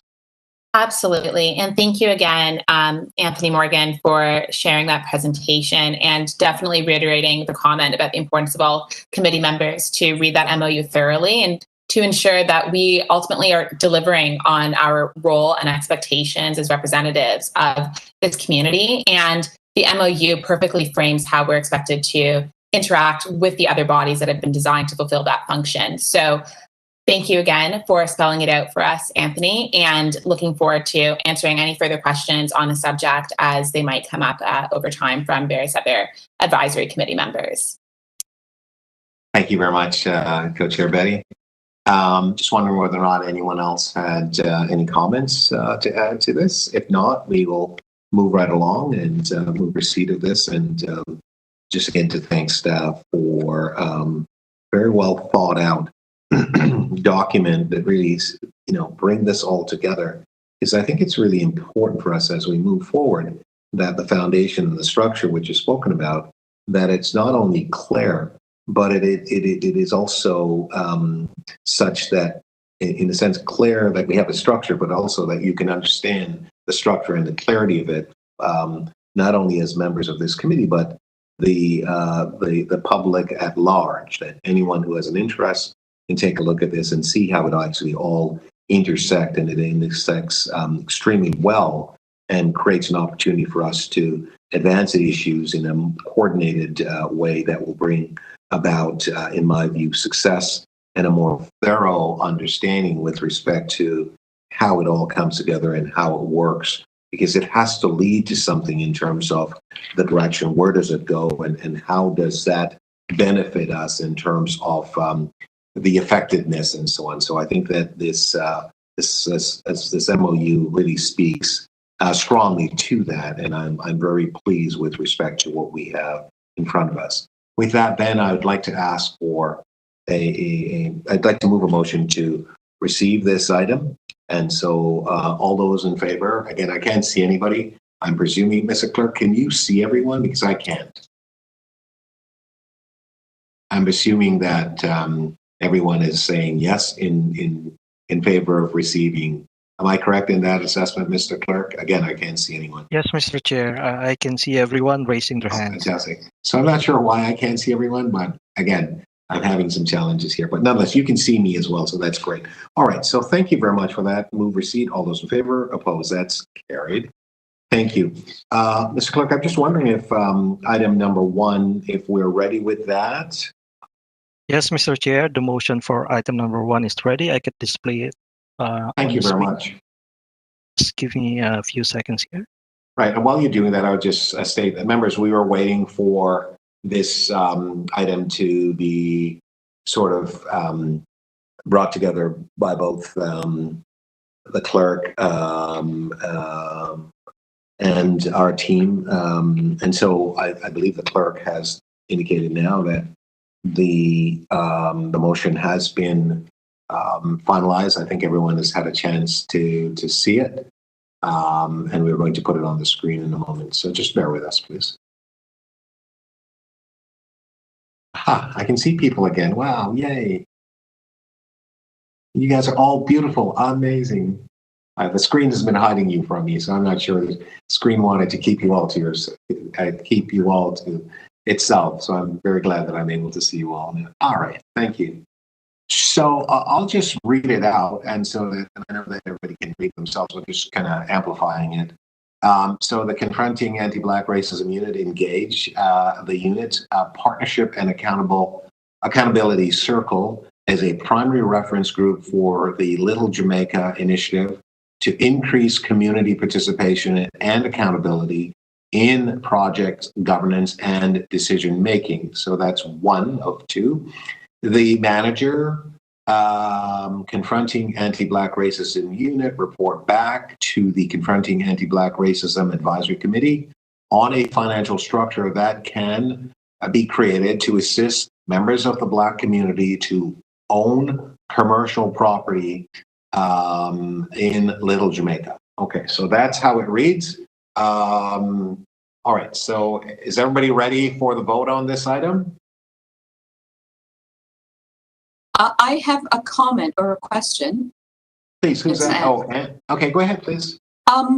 I thought that there was some discussion around the fact that we were talking about more than just the business owners and therefore more than just commercial properties, but it was about ownership of property by Black community members within Little Jamaica, not specifically or only related to commercial property. Is it possible to modify?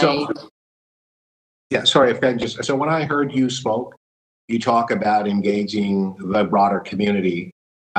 This, with respect to the Eglinton Avenue, and we're talking specifically commercial properties.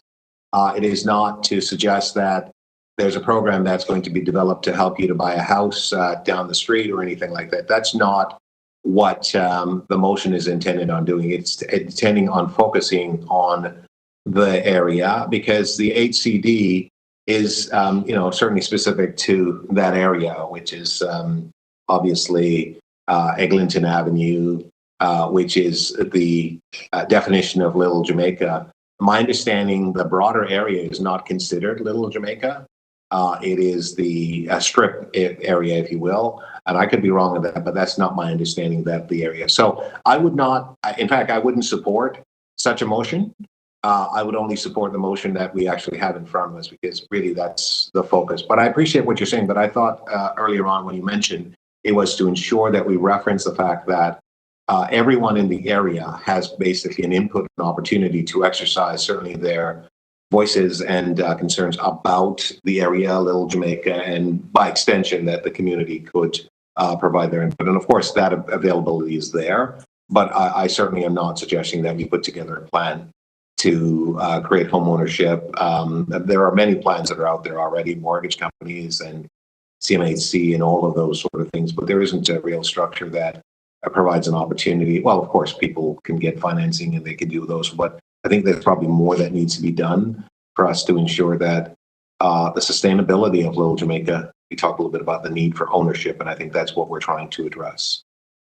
I understand what you're saying. I was reflecting back some of the comments that I had heard, I believe, from Molly, and I understand the need to be very specific to business ownership in this context. Thank you. No problem. Thank you. Okay. Anyone else wishing to comment? I just have a question. So this is just in relation to when we're talking about Little Jamaica, just as it relates to just the cultural heritage with respect to businesses, because I know for sure that there is also residential housing within that strip. There are apartment units with people there. There's not only businesses. So I just want to be clear as it relates to that nuance, because I'm still hung up on how the motion reads, because again, I harken back to the area, as you know, the LRT, it's a protected major transit station area. And within that, we're not only talking about employment and businesses, we're talking about jobs per hectare as well as people per hectare. And when we're talking about intensification as it relates to official plans, since that's the area in at the provincial government, we take also into consideration residents and not only jobs. So that is why I'm concerned about how the motion reads as it outlines commercial property only. So let me just be very clear again. As you pointed out, you're right. There are residents who live above some of those properties that are street level. They're commercial properties. But what we're talking about is, at this particular point in time, is the ability to buy those commercial properties. Certainly, what is contained in those commercial properties, and in terms of how the zoning occurs, whether or not it's a combination of mixed use, residential and commercial, that's fine. What I've indicated earlier in terms of the consideration, everything and everyone is involved in this particular process. The motion is intended to reflect on the ability for Blacks to be able to purchase properties in this area. And the question is, how will that happen? So Juanita brought forward the idea that, and part of my conversation was that we should look at some type of an ability of a trust or any other types of sort of financial model that could help and assist Blacks to own properties. There is nothing wrong, Molly, with respect to the point that you have raised that, yes, in that area, there are residents and so on and so forth. There are. My point is just simply saying we're not putting together a financial plan to, at this particular meeting, to address this issue around, people being able to buy homes in the area and or if you want to live above, if you buy a property and you're able to live above, that's fine. That's not. I'm just simply saying our focus is on helping to the commercial piece at this point, which includes the jobs, includes everything else, as well as the culture, right? That's a part of this area. But we are moving, in this case, one step at a time. Okay. All right. So, any other comments on this particular matter? Okay, seeing that. I did have one comment. So sure, who's speaking? Would it be possible to just outline like by when the report will be done? Will it be like next year or 2 years or like when approximately would it be a realistic time to expect this? Yeah, I think it'd be helpful if you wanted to put a time on it, and maybe I'll just ask staff to comment. I don't know what the process would be because I imagine the staff will have to engage a professional body to do this. So maybe, Anthony, I don't know if you could speak to that, please. Yeah, so the interdivisional team is actively working on this matter. I think a reasonable time frame to have clear answers would probably be Q1 of 2022, if I'm being honest. So because there are a lot of different players, there's a lot happening here. There would be different divisions we have to engage. So if the language were to speak to that in Q1, so within the first 3 months of 2022. So then we would, Jonathan, if we get and Juanita, maybe if that's helpful for you. So Anthony suggesting that the earliest that we would see a report coming back would be the first quarter of 2022. I think that's reasonable. So if Juanita, if you're fine with that, we could add that, Mr. Clerk, if you just add the date or the period, the time frame, so that the report be brought back no later than the first quarter of 2022. Yes, Mr. Chair, we can update the motion for you. Okay, we can just stand this down for the moment and bring that back for a vote once you've concluded that. We have a couple of the new business items which were added. They're really quick.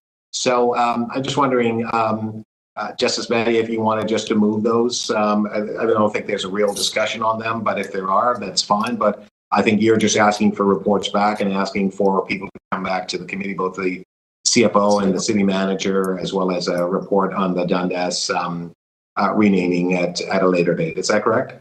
That's exactly it, Deputy Mayor. Thank you.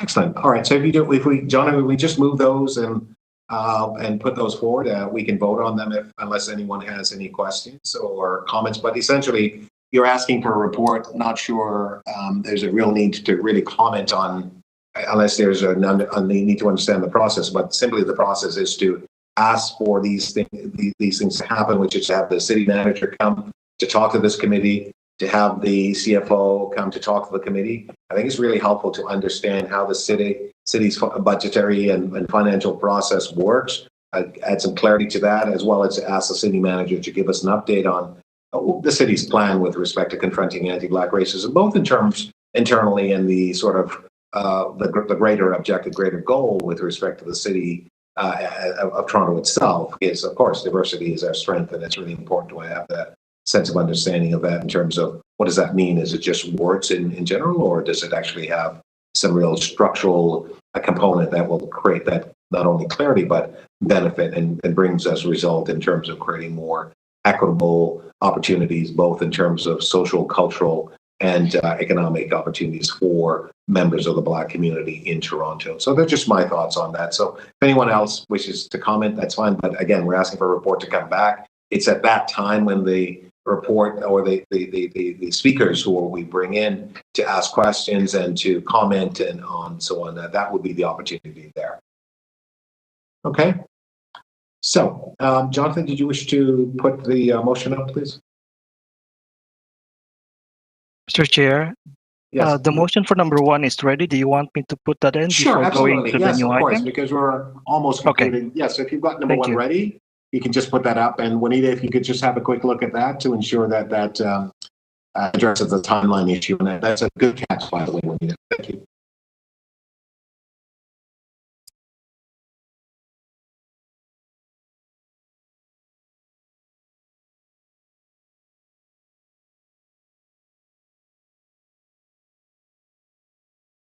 Yeah, it looks good to me.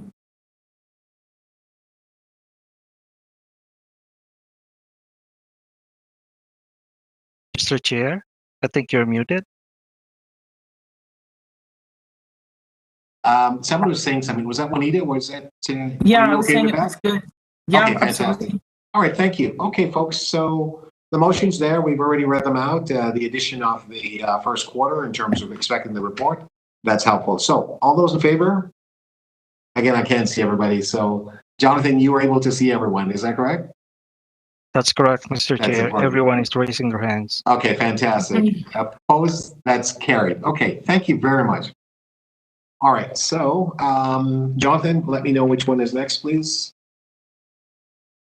We can display, Mr. Chair, the new items. Each one Thank will you. display on the screen. Thank you. Fantastic. I'm just waiting for it to come up, folks.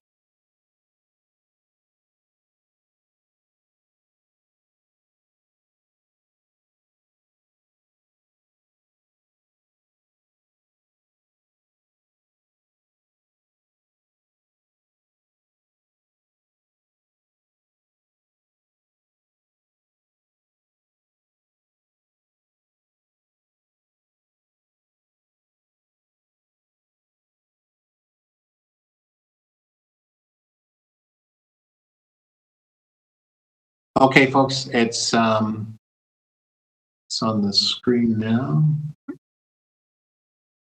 All right, so I'm just going to consider that read. Okay, all those in favor? Jonathan, are you able to see the screen? Oppose? That's carried. Thank you. The next one, please.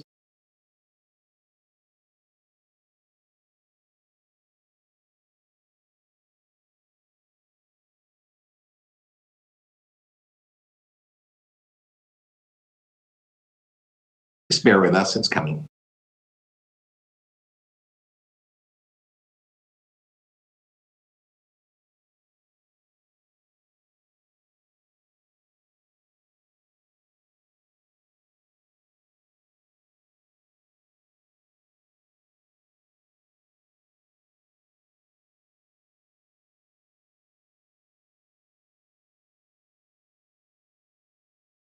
All right, here we are. Okay, just scroll up a little bit. There we go.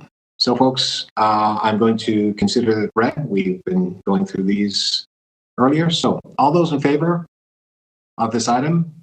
Oppose? Carried. Thank you very much. And we have one more, Jonathan? That's correct, Mr. Chair. Thank you.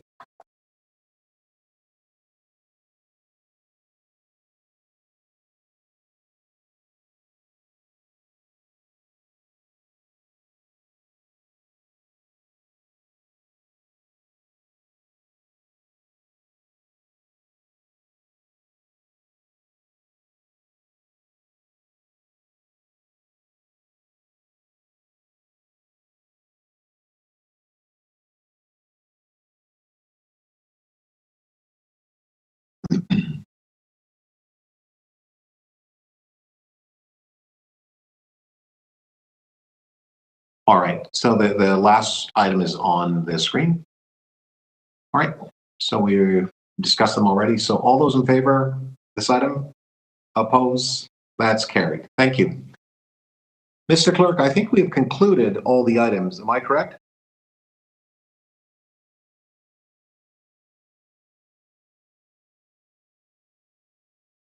That's correct, Mr. Chair. Thank you very much. All right, so members, thank you. We have concluded all the items that we had on our agenda today. We have heard from members and we've had tremendous input. want to thank the speaker. We had one speaker today. I want to thank the staff, thank the clerks for obviously a great meeting and handling and facilitating things. I want to thank the staff in terms of the tech staff for helping us through, and I want to thank my my fellow members of committee, and particularly to thank the co-chair Justice Betty and the work that's being done. I just wanted to make one final point. The letter to the city manager and Madam Co-Chair, Co-Chair Betty, Miss Betty, I'm presuming that everyone will actually put their signature to this letter to the city manager and copies to council. This is just a comment because it's not an item that was actually in front of us, but we can take that offline and so on. So with that then, members, it is 12:11. Mr. Chair? Yes, Jonathan, thank you. Go ahead. Sorry to interrupt. There's a motion, we can display it for you, a motion to excuse the absence of I see. Okay. one member. Thank you very much. We had how many members? Just one? Okay, fair enough. I wasn't aware that we had a member that was not. Thank you very much, Jonathan. So, members, there's a motion that Confronting Anti-Black Racism Advisory Committee excuse the absence of Adam Lake from the July 27, 2021 meeting of the committee. All those in favor? Oppose? Carries. Thank you. So, Jonathan, those are all the items that we've had to deal with it, along with the last motion. Is that correct? Yes, Mr. Chair, that's correct. Thank you. Okay. Well, again, thank you. Thank you to the clerks, and thank you to everyone, and thank you to the members of committee. We will look forward to seeing you. I believe our next meeting is on November the 18th. We will wish you a great rest of the summer. We remind you, if you haven't been vaccinated yet, we would encourage you strongly to do so, and to also deputize all of you to ensure that you reach out to your friends and family members who have not been vaccinated and so on, and that you advance the real benefits of ensuring that everyone gets vaccinated so we can return to a safe and a very active society. I won't use the word normal because I'm not sure what that means anymore, but just to simply encourage everyone to remind your friends and family members and so on. With that, a motion to adjourn. All those in favor? Opposed? That's carried. Thank you very much. Have an amazing day, everybody. Bye-bye.